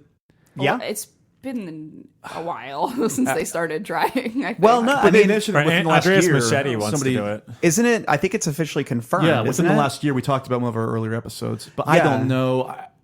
I think for me, this is like a 45-minute episode on HBO or something like that. I don't think this would work as a 2-hour movie. We I don't. talk. Yeah, I agree with you. I That don't want to. I don't want to see. No, I don't what want to they're see saying. anything. And that's the fear. Because then it could become like Interstellar, where you just Yeah. follow the Where it's just like, oh, this means that they're going to be out for 17 years. I do agree that this shouldn't be a movie, but I love the idea because I think we talked about this in our Lobstrosities episode, which you should go back and listen to, listeners. It's a new section where we watch bad Stephen King sequels and try to see if there's anything good in them. Anyways, we talked about the concept of are there malleable structures in King when we look at the entertainment of today, where, because there's so many Children of the Corn sequels, right? Like, is there a property now that they could do that with? But how does that manifest now? And I guess the way we were kind of talking about it is like, do they do like a TV show? And I kind of love the idea of a jaunt TV show, like to exist in this world and this technology sort of forming the spine of the show, and like what are its like the mysteries of it. I kind of love like this short story just being a stepping stone to exploring a world with that kind of capability and what that I mean. kind of Yeah. danger. character. Yeah. I think it's really neat. Obviously, I think it would at some point probably reveal what's inside, which never should be revealed, because that's what makes it horrific. And I guess that's the perils of adapting this. Yeah, I I just don't know. always Sorry, man, you. I mean, what do you guys think is inside? Like, I always just pictured it as just whiteness for a billion years. Yeah. It's weird. Like, I kept thinking it's of just time. Like, I guess for me, it was time. Yeah. It was always just time. Like you existed in nothingness for, however many millions of years. I kept picturing. I talked to you about this, Mike. The old short film, A Trip to the Moon, where this really weird space aesthetic that's out there. Yeah, that's where the this kind of Tonight just, video. Yeah, it's the Smash Puppets. They kind of paid homage to that. It's just this endless kind of gray, like moon landscape, and it's constantly moving, and there's just stars forever, and that's it. It's constantly moving, but nothing. It still kind of looks the same. It's almost a dreamy like. But again, it's so hard to explain. The genius of the story is we don't know. The narrator doesn't know what really goes on in there, which is something I love, and that goes to my fear about, like you said, Randall.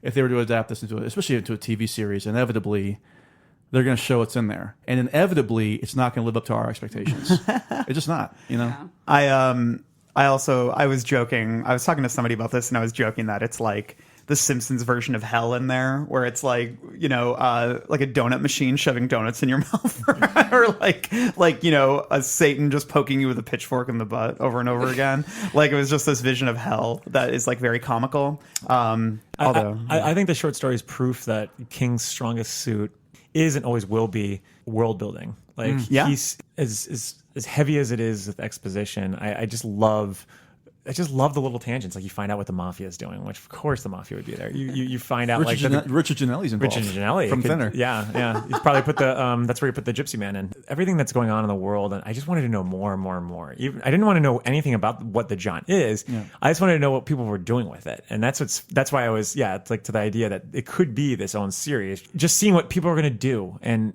like that. God, the Mrs. Michelson thing is still like the scariest thing to me. The lion, the way he writes this is great too. It's Michelson had pushed the nil button on his jaunt board, erasing each and every one of the hundreds of thousands of possible portals through which Mrs. Michelson might have emerged. Anywhere from neighboring Reno to the experimental jaunt station in Io, one of the Jovian moons. So there was Mrs. Michelson, jaunting forever somewhere out there in the ozone. Ugh, god damn it. Well, I also love how they can't really accuse him of murder, right? No, yeah. That's a nice twist. No one can prove she's dead. Yeah. Like, God, I think teleportation is like just a great conceit for any sort of horror, right? I mean, you got The Fly, and you've got all the arguments about the Star Trek transporters being like, oh, so do you die every time you go through those, and it's a whole new person with your memories, but the original you is actually no longer in existence? Like, thinking about the implications for your consciousness of teleportation is something that I could talk about for days. Like, that's what I'd do if I was in the jaunt forever. I'd be afraid to take that I also jaunt. like the way King nods. He has a little bit of idealism, like history with, he talks about President Hart. Like he said, the two great presidents or the great heroes were Abraham Lincoln, President Lincoln, and President Hart. And Hart supposed to be Gary Hart? Yeah, Gary Hart, who like basically I think who he was, because he was involved in he was a front runner.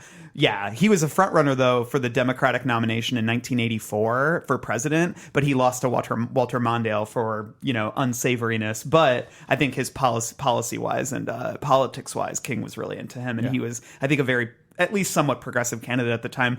Although I was a child, so he should have run for the Republican Party in 2016. Listen, we don't talk about politics on this show. Oh, I have a question. Who has the rankings pull up? Who had this at number 1 and who had this at number 2? And number 3. I've always said this is my favorite Stephen King short story. Yeah, I think it's my number 1. It was number 2 for me. You had it at number 1, and Dan had it at number 1. I had it at number 3. Randall had number 3. Mac had it 2. Mel had it. Wait, what was your? So wait, you just said it's. You've always said it was She your said favorite. It was. Oh, okay. Randall, so what were your top 2? My top 2 were Mrs. Todd Shortcut and The gotcha. Raft. Yeah. Same here. Yeah, but I will say that we haven't talked about it yet. Spoiler alert: The Raft is going to be number 1 if you haven't figured it out yet. But I really do go back and forth on this. I think the top 2 are interchangeable. I really do. The only reason why I didn't make this number 2 for me is that I just think from a writing standpoint, I think Mrs. Todd's shortcut is just far superior. There's no This- character work in this story. Yeah, It's tough to just- compare it This to, is though, all you know? pure idea, Yeah. and it goes back to what I was saying before with Beach World. Is that like this is something that sticks with me purely because of some of the more situational elements in there. And I agree with you, Mike. know, that's like- why I chose it too. But I Yeah. love But this still- But I love it. Yeah, It works for what I it mean, is, I mean, absolutely. we met up like literally right after I had finished rereading it, and I just was like in a daze for like Yeah. an hour because I just couldn't like stop thinking about that Mrs. Michelson thing. Like it's so fucking cruel and Yeah. I think she probably awful. just like becomes a god. yeah. And I think this also this ties into sort of the themes we were discussing earlier about the idea of facing death, confronting death, confronting like it's like in a way I almost see it as a twinner with the mirror, the Reaper's image, because it's like do you look, do you look in the mirror? You hold your breath. Yeah, and then the kid chooses to do it, and and it's like you're choosing death in a way, and it reminds me of the end of the raft too, which we're gonna get to, but just he gets down, he looks into the oil slick, Secrets men were never meant to know. And it makes sense in this too that it would be a child.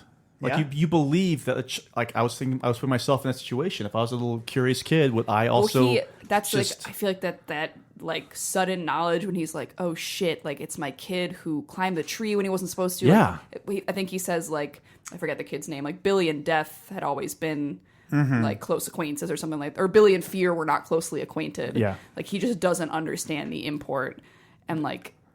I mean, it goes back to how do you explain death to an 8-year-old? Yeah. Like explaining the jaunt to these kids, like you have to impress upon them how important it is to take the gas without scaring them. Yeah, because and the sister I think is scared the whole time, but they do a good compare contrast. Well, as you between the should two. be. I feel like they also talk about how this one like businessman is like, not for me. Yeah. Like, gets Yeah. because like there's something instinctive that's like I shouldn't be doing this. My fear, personally, if this were to be invented, would be I would not hold my breath. By the way, my fear is that something would go wrong. Yeah. and they didn't actually knock me out. Yeah. And I would somehow wake up in the middle of this. It would be like waking up in the middle of a surgery or something like that. Obviously, I guess if you think about it Infinity. too much, this falls apart. Like Yeah. they should make sure that you're unconscious. make sure- by, exactly. like slapping you in the face or something. You get poked and prodded 1,000 times. I feel like that's me with skydiving. Like I love the idea of skydiving. Like part of me really wants to do it, but I've just like what if they did something wrong because it would be human error. Yeah. You know what I mean? Yeah. And it's like and humans are inherently unreliable. If you want painless death,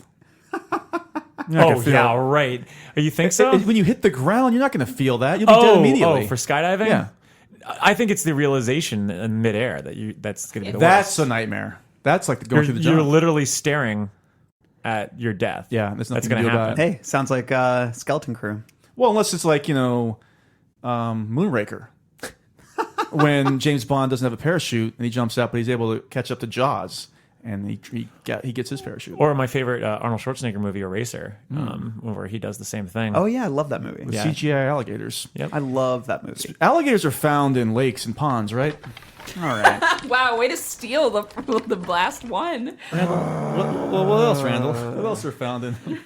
Well, Justin. What were you gonna do? Just gave swooping in. No, go ahead, Randall. Love it. No, Love it. I'm. You're not. You are being robbed of my great. I want to know. No, actually, I didn't have one yet. Oh, that's good. No, so actually, I was right about to because I always Everybody do these do right one. before. Okay, yeah, we'll go in a circle. ABC, who did the best? Well, yours was pretty good. Thank you very much. The Randall approval. But I guess I would say, I bet the jaunt requires a special kind of oil to operate. Maybe the same kind of oil that can be found in a lake where there is a raft floating. Thus, the raft, our number one. I like that. But do you guys have one? Yeah.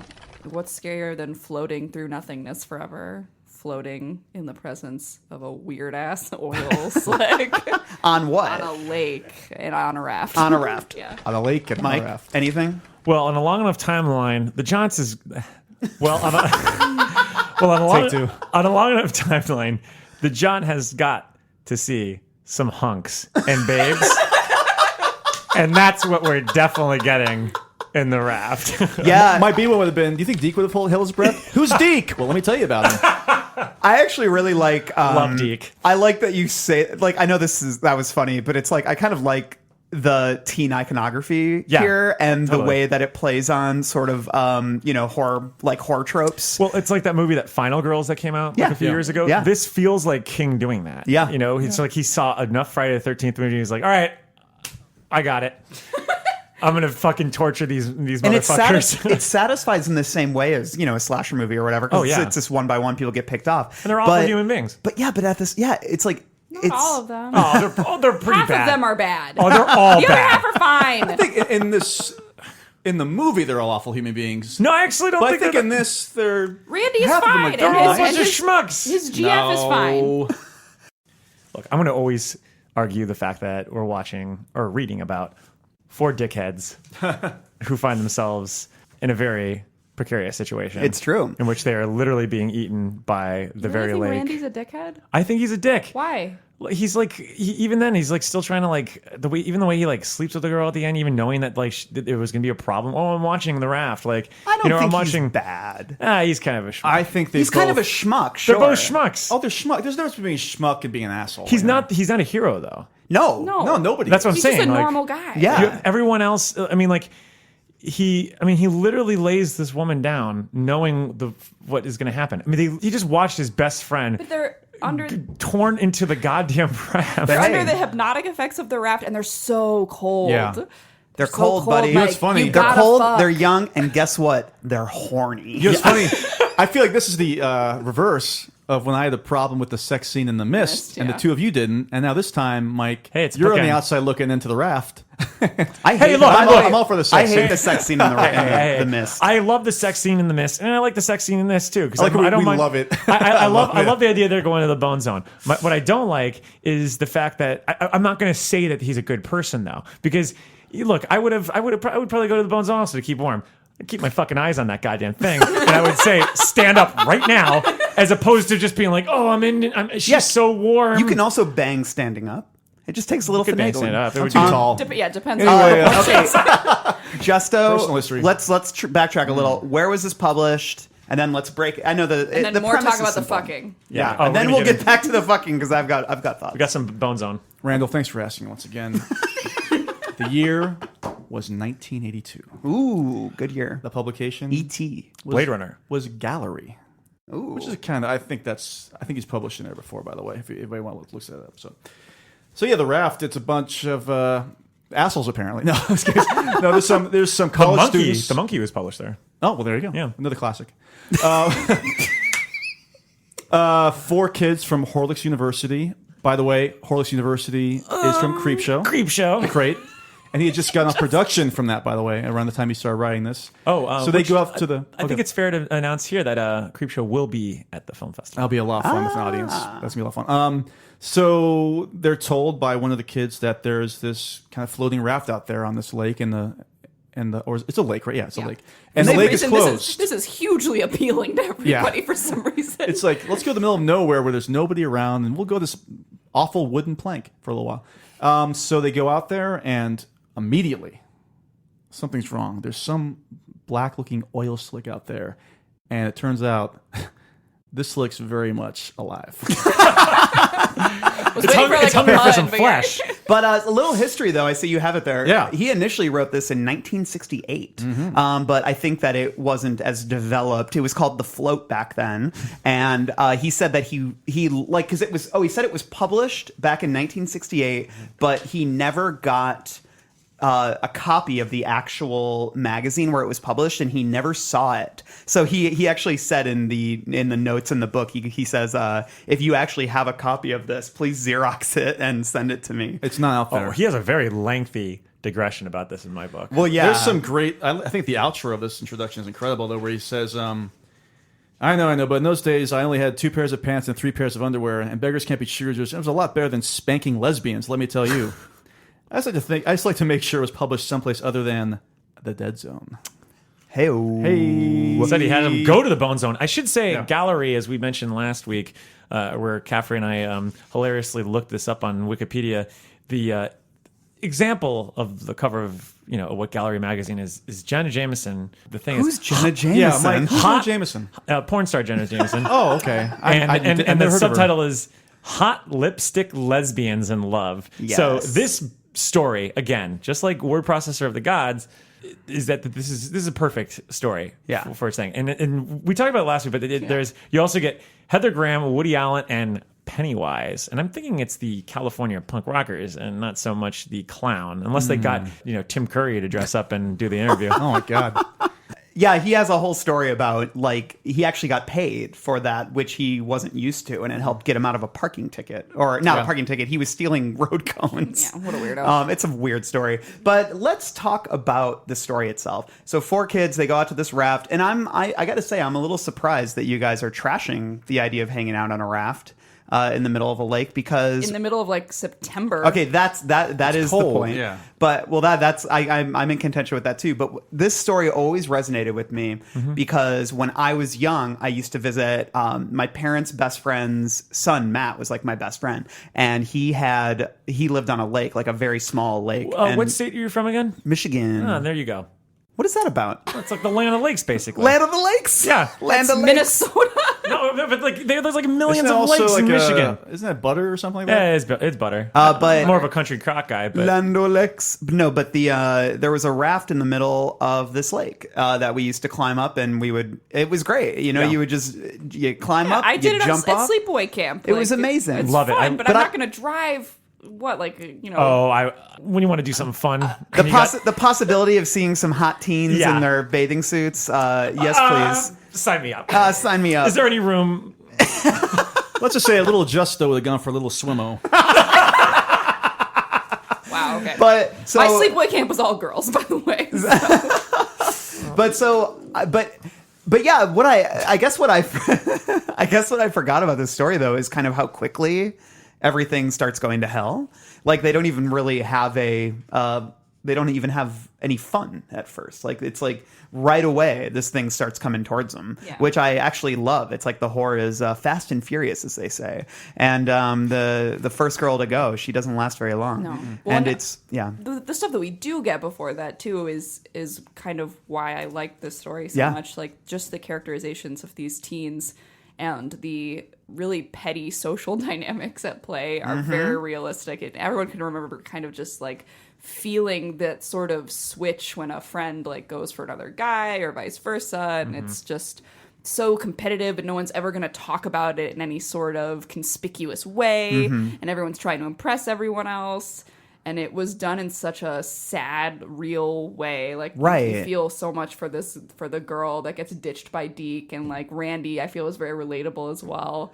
yeah, and It's like fun. I felt a real connection to Deke throughout. I felt yeah, you're just like Deke. I was just like, no. No, what I love too is like what you said, Mel. Like they're built on teen sex horror archetypes, Exactly. and even the dynamics, they're kept simple, but they're done so well. And then the level of despair that we watch them go through, like especially Randy and is it Laverne, go through, and is really. You get these shades of character that are just so fascinating as basically the horror goes on. I mean, I guess that's one of the things that is really brutal about the story is how long it goes. Like the fact that he spends like a day and a half or something, like just standing on the raft, like after Deke is dead. But the thing that kills me about this story, and they acknowledge it too, is just like, why didn't you fucking swim away when Deke was getting killed? It's like, it went on for hours, which is horrifying in itself.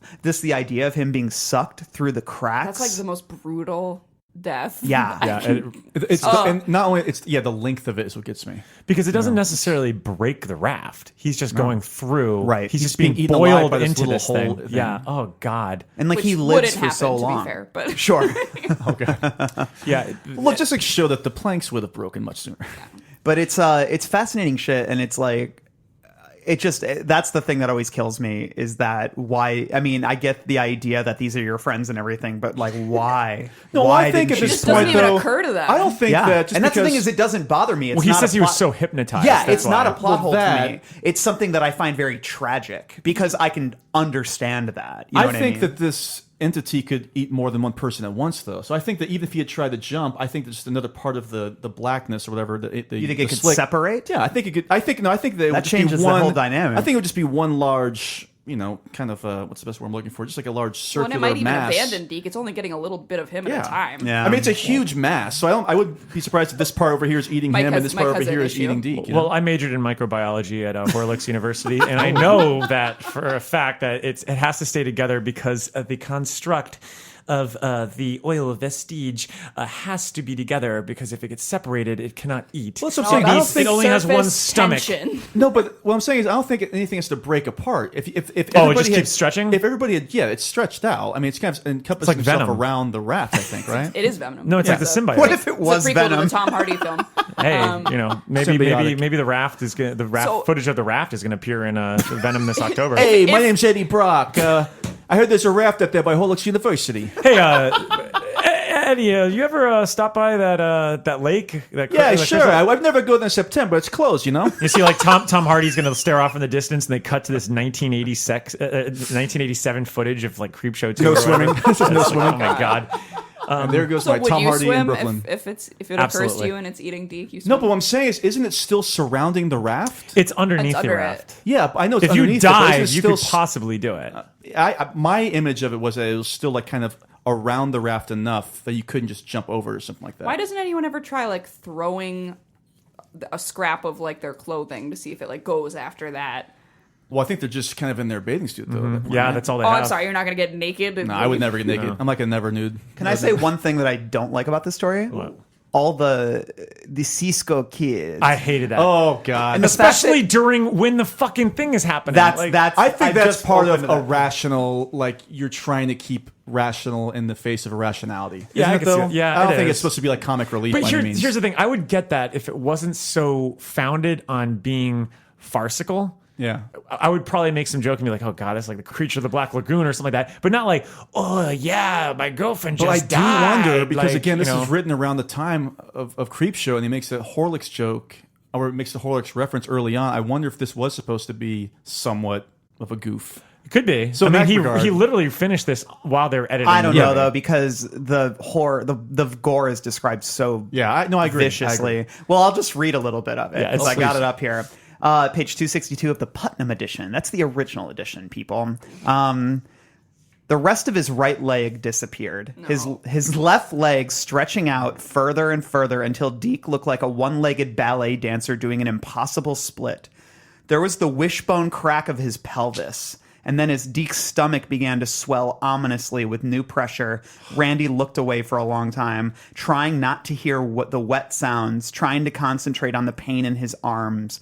He could maybe bring her around, he thought, but for the time being, it was better to have the throbbing pain in his arms and shoulders. It gave him something to think about. From behind him came a sound like strong teeth crunching up a mouthful of candy jawbreakers. When he looked back, Deke's ribs were collapsing into the crack. His arms were up and out, and he looked like an obscene parody of Richard Nixon giving the V for victory sign that had driven demonstrators wild in the 60s and 70s. And I even love this too. His eyes were open. His tongue had popped out at Randy. Like, I guess maybe, like, as vicious as it is, there are these, like what you said, Justin, there are these, like, moments of pitch black comedy, like the Nixon thing, his tongue being out. Like, I guess King is just like, it's like that sick sense of humor that nobody laughs at, but somebody thinks is funny, you know? The last time he looks at Deke, it looks like he's waving at him. For Yeah, instance. Like that kind of because his image would be hand weird, starts too. moving as it goes through the crack. We could probably read about 5 pages worth of just how disgusting this is, but for me, it is while Deke is still dying. I believe I don't think he's dead yet at this point. As I look for it here, it says, Deke lurched again, and now he uttered a long, drilling shriek that made Randy fall back, shrieking himself, hands covering his ears. Blood burst from the pores of Deke's calf and shin. Oh, yeah. His kneecap. This is fucking gross. His kneecap had taken on a purple, bulging look as it tried to absorb the tremendous pressure being put on it as the black thing hauled Deke's leg down through the narrow crack, inch by inch. Oh, I bet the he was- kneecap horror. Oh, Mel is actually Mel's losing it. Mel is covering her mouth. I bet with the this book. was like to write that. I think you have to be coked out of your fucking head. I don't know. I think I write could it. probably write something disgusting. What? I'd write it. But it's so I think excessive. I'm more disturbed than King is without it just, the drugs. It's so excessive and it goes so far that I can just see him like gleefully pounding out the keyboard like white powder all over his nose. I'll say this too. I love when Laverne when it. I love the way that like her hair falls in the water and Yeah. it basically climbs up her hair. But just the phrase like. He pulled back suddenly, trying to pull her up, but the thing moved with oily speed and tangled itself in her hair like a webbing of thick black glue. And when he pulled her up, she was already screaming, and she was heavy with it. It came out of the water in a twisting, gruesome membrane that rolled with flaring nuclear colors, scarlet vermilion, flaring emerald, sullen ochre. It flowed down over Laverne's face in a tide, obliterating it. Her feet kicked and drummed. The thing twisted and moved where her face had been. Blood ran down her neck and streamed. Screaming, not hearing himself scream, Randy ran at her, put his foot against her hip and shoved. It's like darkly funny, like the way you just laughed. Like it's like, yeah, just get her off, like get her Yeah. out of here. Well, that's like merciful, honestly. Exactly. And it's like, I don't know, like I remember reacting very viscerally to that moment when he kicks her off the raft because it's just like, well, you're fucked, you know? And it's like, and man, all the deaths are amazing in this. And just like the description of the first girl, I can't remember her name right now, but like When he compares her Rachel? arm getting eaten to like naughty roast beef. Yep. It's like, and just the way that like the skin just starts hanging, Yeah. like Oh in my God. flaps. I you do know? wish that like he could write a story that where a lady doesn't need to get slapped out of hysterics. Like I know both that. women in this story are like useless. She's like, "Don't put me down." He's like, "It's fine, just stand on the board." She's like, "I don't know what you're saying." You know, that's Horrocks University for you. That is very I have a true, question, though. what do we think about the kind of mysticism that the oil slick has with how it's alive and it kind of hypnotizes Yeah. Do you love? the people? Do you love? Yeah. I think it works great. I like it. It's awesome. Well, I mean, no, I do like it. I think I struggled with it. I was like reading a little bit. I think you wish that it was a little more simple in terms. You just wish it was just this mass that ate. In a way, yeah. I guess I do like too. I guess I just wrote that like I was asked. I wrote in my notes. I just wrote, "Do you love? Does it work?" And the thing is, I do like it thematically. It feels. I don't know. The more I think about it, the more I like it, though. Yeah. Like just because I think it does give an added weight to the story, and that it does sort of push Randy into a place where he has to become, where like just he inevitably becomes more introspective than you would in this kind of scenario. And it's such dark shit. Well, it also adds the other element of. Obviously you could say, okay, we'll just stay on here, we'll be fine. But it was also if you look at it for too you can't long, look at it. you can't look at it. Yeah. Yeah. There's a 19 in here somewhere. Oh yeah. I wrote it down. I think this it's weird. I think this also still goes back to the idea of mortality, because you have these vibrant 4 teens that are just so sex crazed. They have these great bodies. They're beautiful. And what happens to them is just some of the worst body horror that King has ever written. In the first death, he centers a lot of Rachel's death on the fact that she's just fading from her own personal identity, and she's just dissolving. Her body's just crumbling. And he makes reference to the fact that, like, in the beginning, she still looks like the Sandy Duncan that he had been talking about, how she still looks like this, beautiful angel. And then slowly, as describing what happens to her, her body's just crumbling and just becomes bone. Yeah. Just like this, like almost like bony sort of substance that's in there. And I think a lot of the horror to that is just that at the end of the day, no matter how gorgeous, no matter how vibrant and sexually driven you are, we're just this like goop. Yeah. At the thing. And I think that's kind of a horrific like thing. That's the thing that's always gotten me great about body horror. Yeah. Like our vessels, We're just walking roast beef. we really are just walking roast beef. And like at the end of the day, like I follow a lot of Reddit threads, and one of them is WTF, and then there's another one that I It's about Mark Maron, right? yeah, it's about Mark Maron. But then there are a lot of like horrific stuff that I love just to kind of look at, just to see the oddities of the world and all.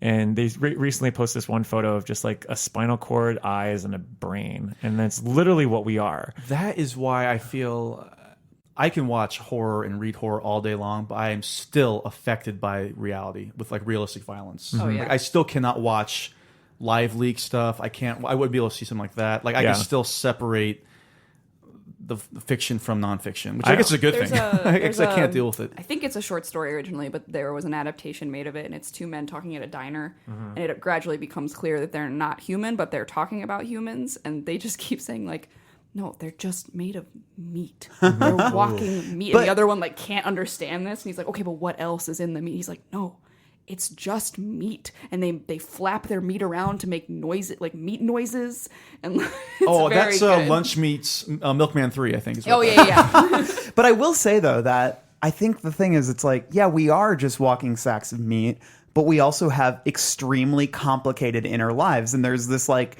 I think that there is a interesting tension between the fragility and what's the word I'm looking for? Just like the vulnerability of our bodies, and then the simplicity of it, I guess. And then sort of the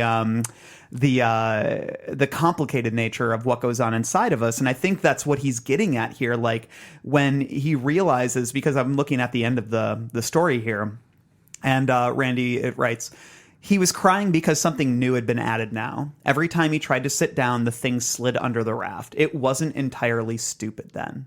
It had either sensed or figured out that it could get at him while he was sitting down. And that line, I think that, like, I breezed by that when I first read it, but I think that leads to, that's what sort of really triggers the whole concept. Because I've always, like, the idea of Randy asking it, do you love at the end, always was a little weird to me. Like, I didn't fully buy it. I But feel like it's asking him if he loves. Yeah. But he says it.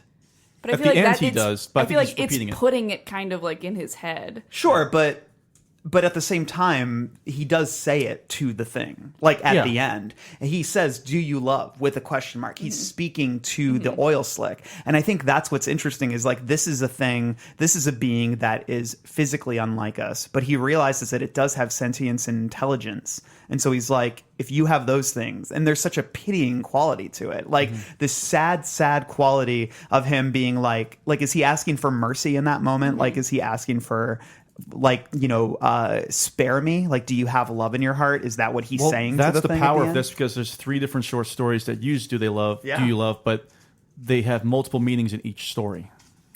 So Yeah. that's what I love about it. And I think it's discussing this and, like, digging deeper is making me like the Do You Loves more, because I think it is revealing more and more. And I just kind of and it definitely is putting the phrase into his head, but just the fact that in the end he earnestly asks it. And then the ending is so freaky. It's just like the colors began to form and twist. This time Randy did not look away. He whispered, "Do you love?" Somewhere far across the empty lake, a loon screamed, and that's the end. And it's just, Oh, and I then- love that. And And he's also, also, and maybe he's the loon also- that's screaming. He's also singing at the end here, just like Rand and hey, Randy, and my name is hey. Rockin' Randall. Randall. Rockin' Randall. And but there are, like, that whole concept of there's a twinner quality to that too. Just like these people who have submitted themselves to whatever demonic force they're up against, or overwhelming force they're up against, and they're just like singing a pop song as they kind of fade into oblivion. I just don't think it's so coincidental that the majority of body horror stories are so intrinsically tied to sex.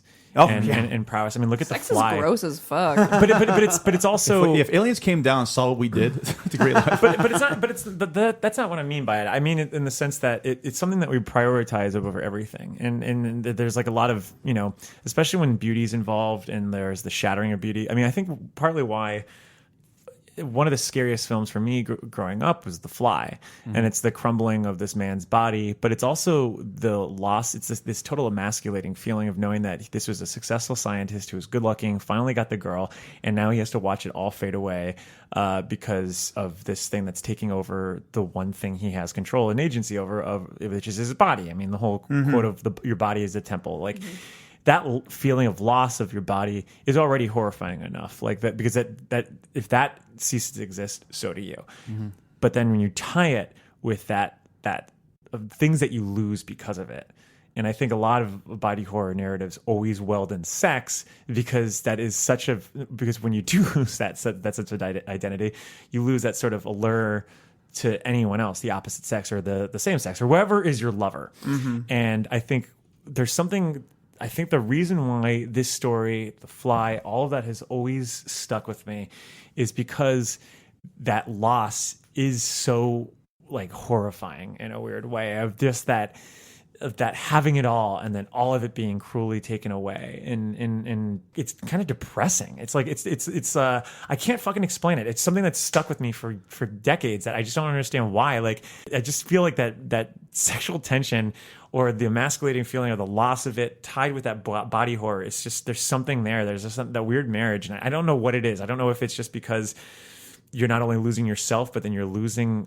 All your potential. Yeah, exactly. Well, that yeah. goes back to what we were talking about earlier about skydiving, Randall, where you said, like, okay, you find out the parachute's not going to work, but you know there's nothing you can do about it. So I often think, like every day I think about this.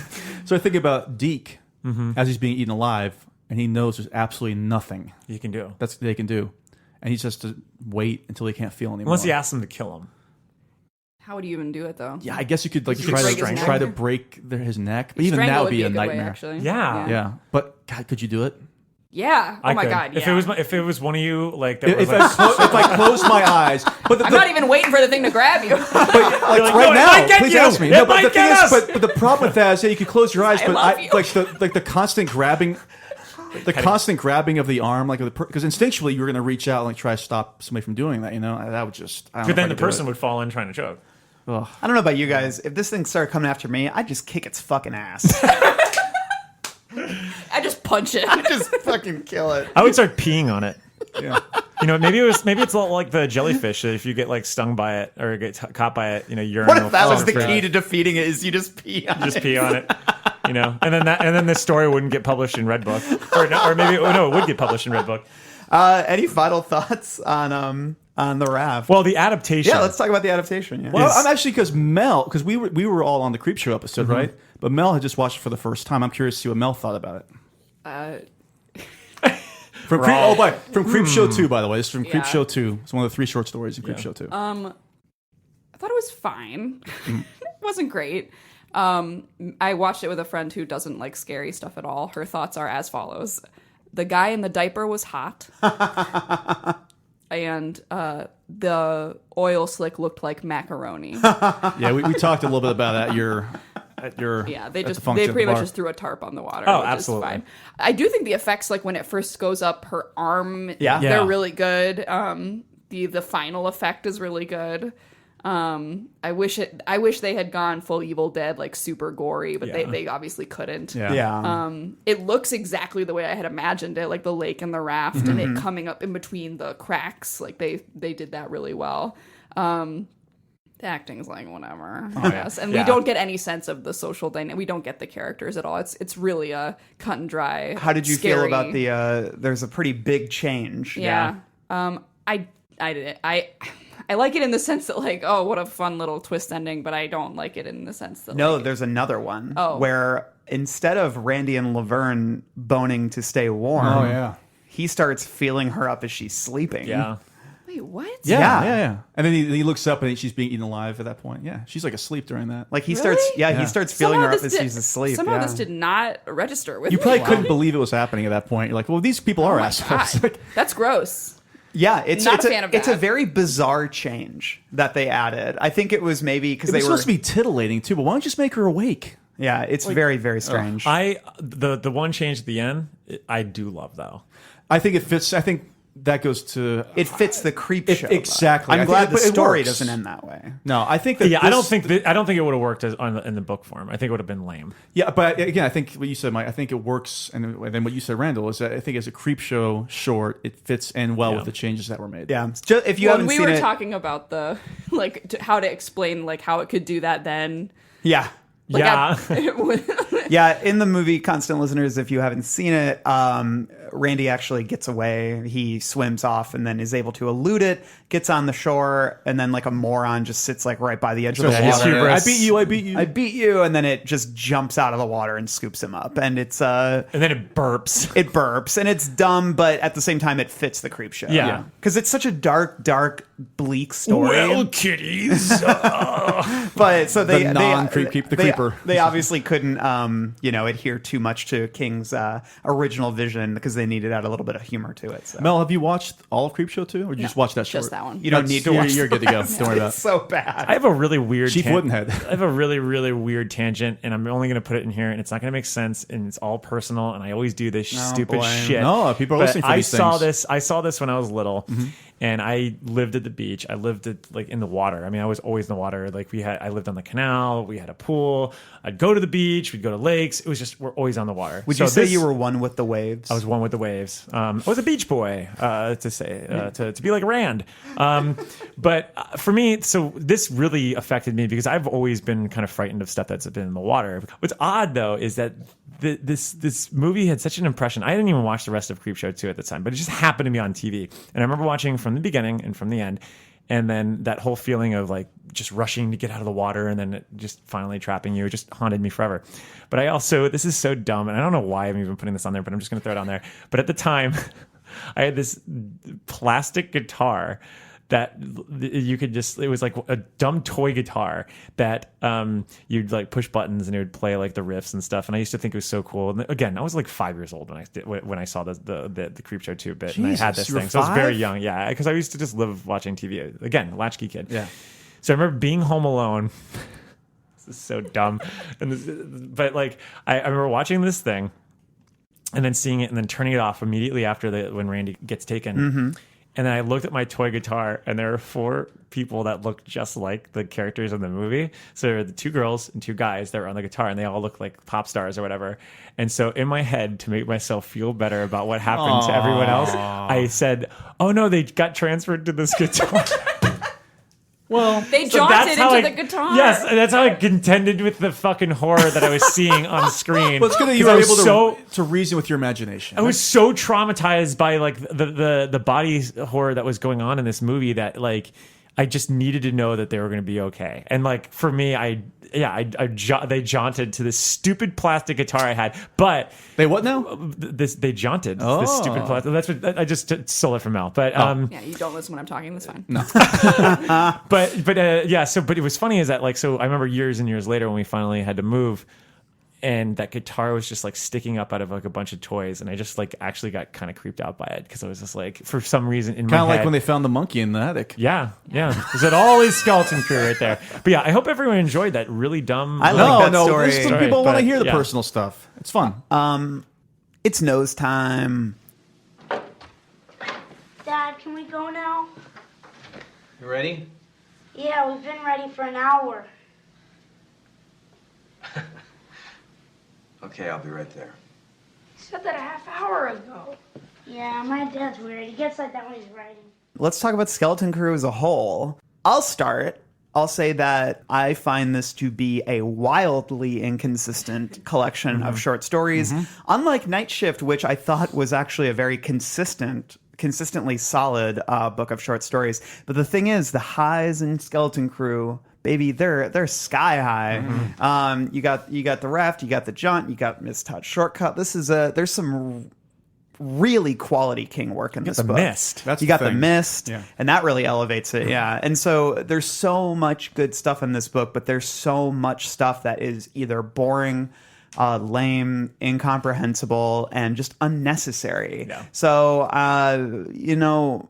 I'm like waffling a little bit, but I think overall, I'm going to give it 3.5 bright red Pennywise clown noses because the highs are really high and the mist being in there really boosts it.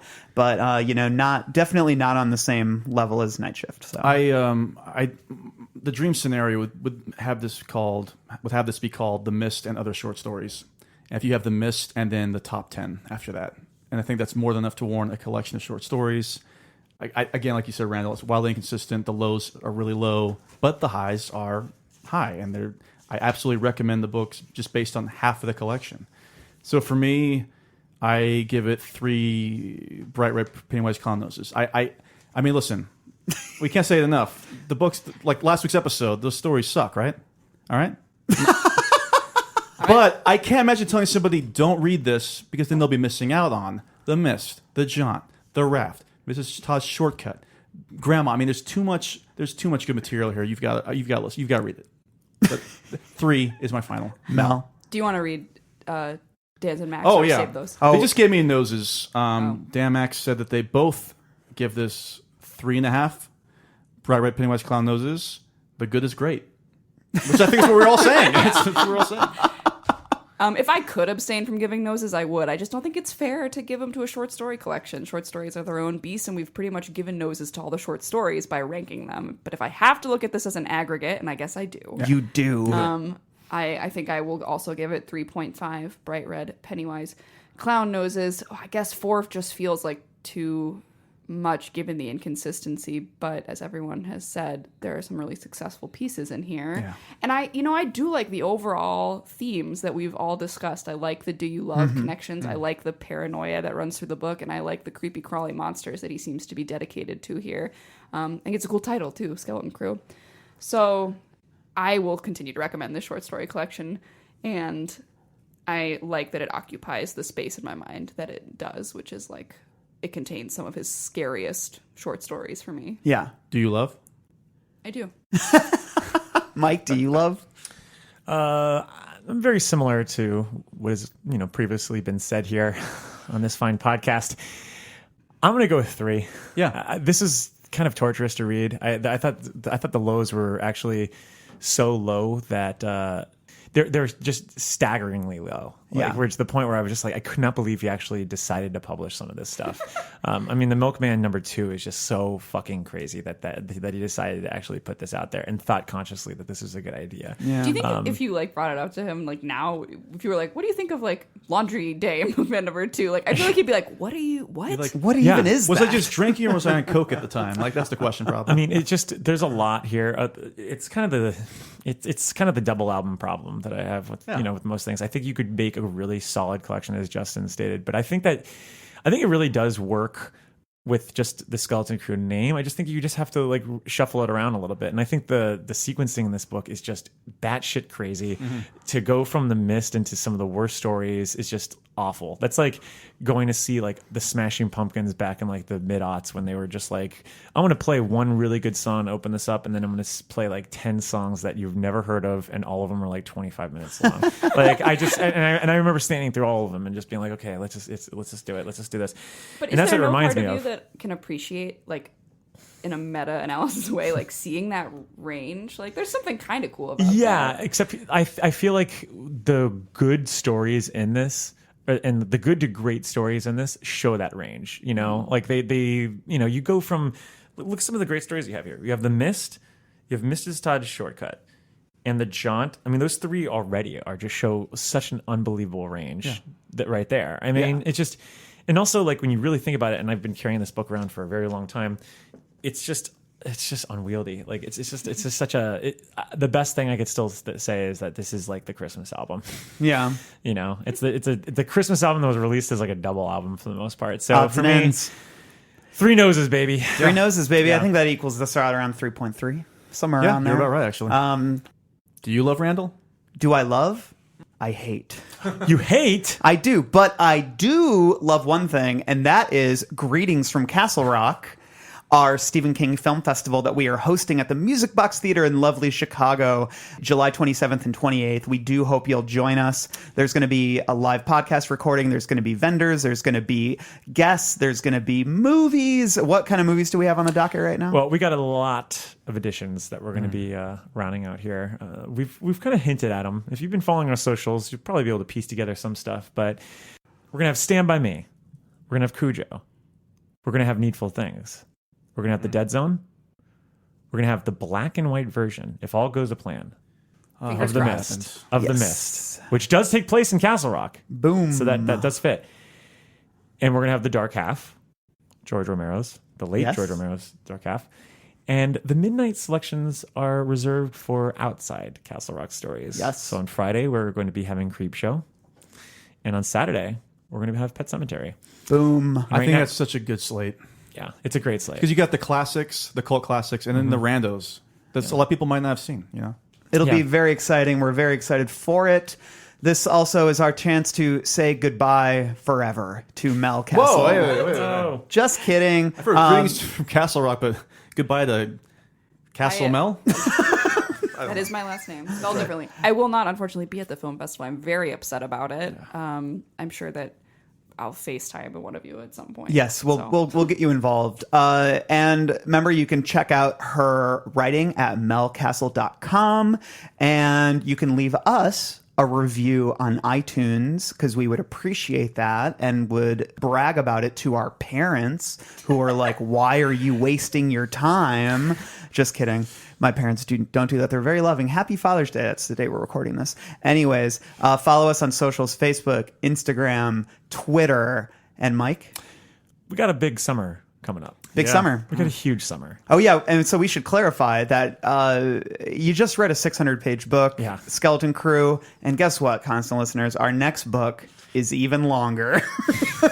Much longer. We're tackling it starting soon-ish. No. But hey, school's out. It's a very long book, so we're going to give you guys some time to read it. That means that our next several episodes are going to be a lot of our sideshows, Needful Tweets, Lobstrosities, Souls Midnight, all the good stuff you've come to expect from us. And starting in late July, when Castle Rock debuts on Hulu, we're going to be bringing you week-to-week reviews of that television show, talking about all the King universe updates within it, and just how we are liking the show overall. Hopefully it's good. We're gonna have some talks with the guests. Yes. We're gonna have some talks with the stars. Maybe even talk to a few of the talent behind the scenes. We're gonna get very involved. I don't want to make any promises, but maybe Stephen King will be on the podcast. Please don't promise that. I said I don't want to, and I'm not going to, but maybe Stephen King will be on the Hey, podcast. constant We're in listen- talks with ourselves about maybe. Talking We're in ourselves- talks with his Twitter, which means we tweet at him. We're talking ourselves into it. No, but while we're going over this summer through our more fun external episodes, as Randall pointed out, we're going to be reading it. So you could follow us along on our socials. And we're going to have some sort of campaign that'll be there. Yeah, we'll introduce a hashtag, and we want you guys to all stay up and share your It reading updates. If it's your first time, your 10th time, we want to hear how it's going for you, and we'll be sharing our own as well. This is kind of like back in the before you started having prestige television in the summer. It's kind of like our relaxing. We're going to throw some reruns, but they're not reruns. They're new episodes. You know what it's like? It's like when you get the TV Guide back in the day, and it'll be the special fall preview. Yes. This is what this is. Yeah. We're going to enjoy the summer. We're still going to, we'll still be here as opposed to yeah. other shows. There's no reruns. No. We're open to input too. Like, tell us what you'd like to Yeah. hear from us. We'll have some more random episodes. We're going to have That'll be a lot of another Collecting King, if you remember. Yes. Johanne recommended someone from Canada, so we're going to have them on. So Very cool. we got a lot of stuff going on here. And when we come back for the regular programming with the books, it's it. You have been waiting forever for us to cover this, and we've been waiting. This is Mel's favorite book, so very excited. And we got some special ideas and ways that we're going to be covering it. And let's just say we're going to be in Derry, Maine for a very long time. and the very first 7 episode, years. which will be 2 hours long, will just be about the child orgy. Yes. So we're really looking We're forward going to to get that out of the way right then. Just get it out of the way. Yeah, I know. We got a lot of pound cake coming up in that. So make sure that you stave off the sweets this summer. 'Cause Yes. We're going to come back big with it. So thank you guys so much for listening. We appreciate you. And until next time, long days and pleasant nights. I got some hot friends. God, I got some hot friends. I got some hot friends. God, I got some hot friends. But you know you want somebody to treat you good.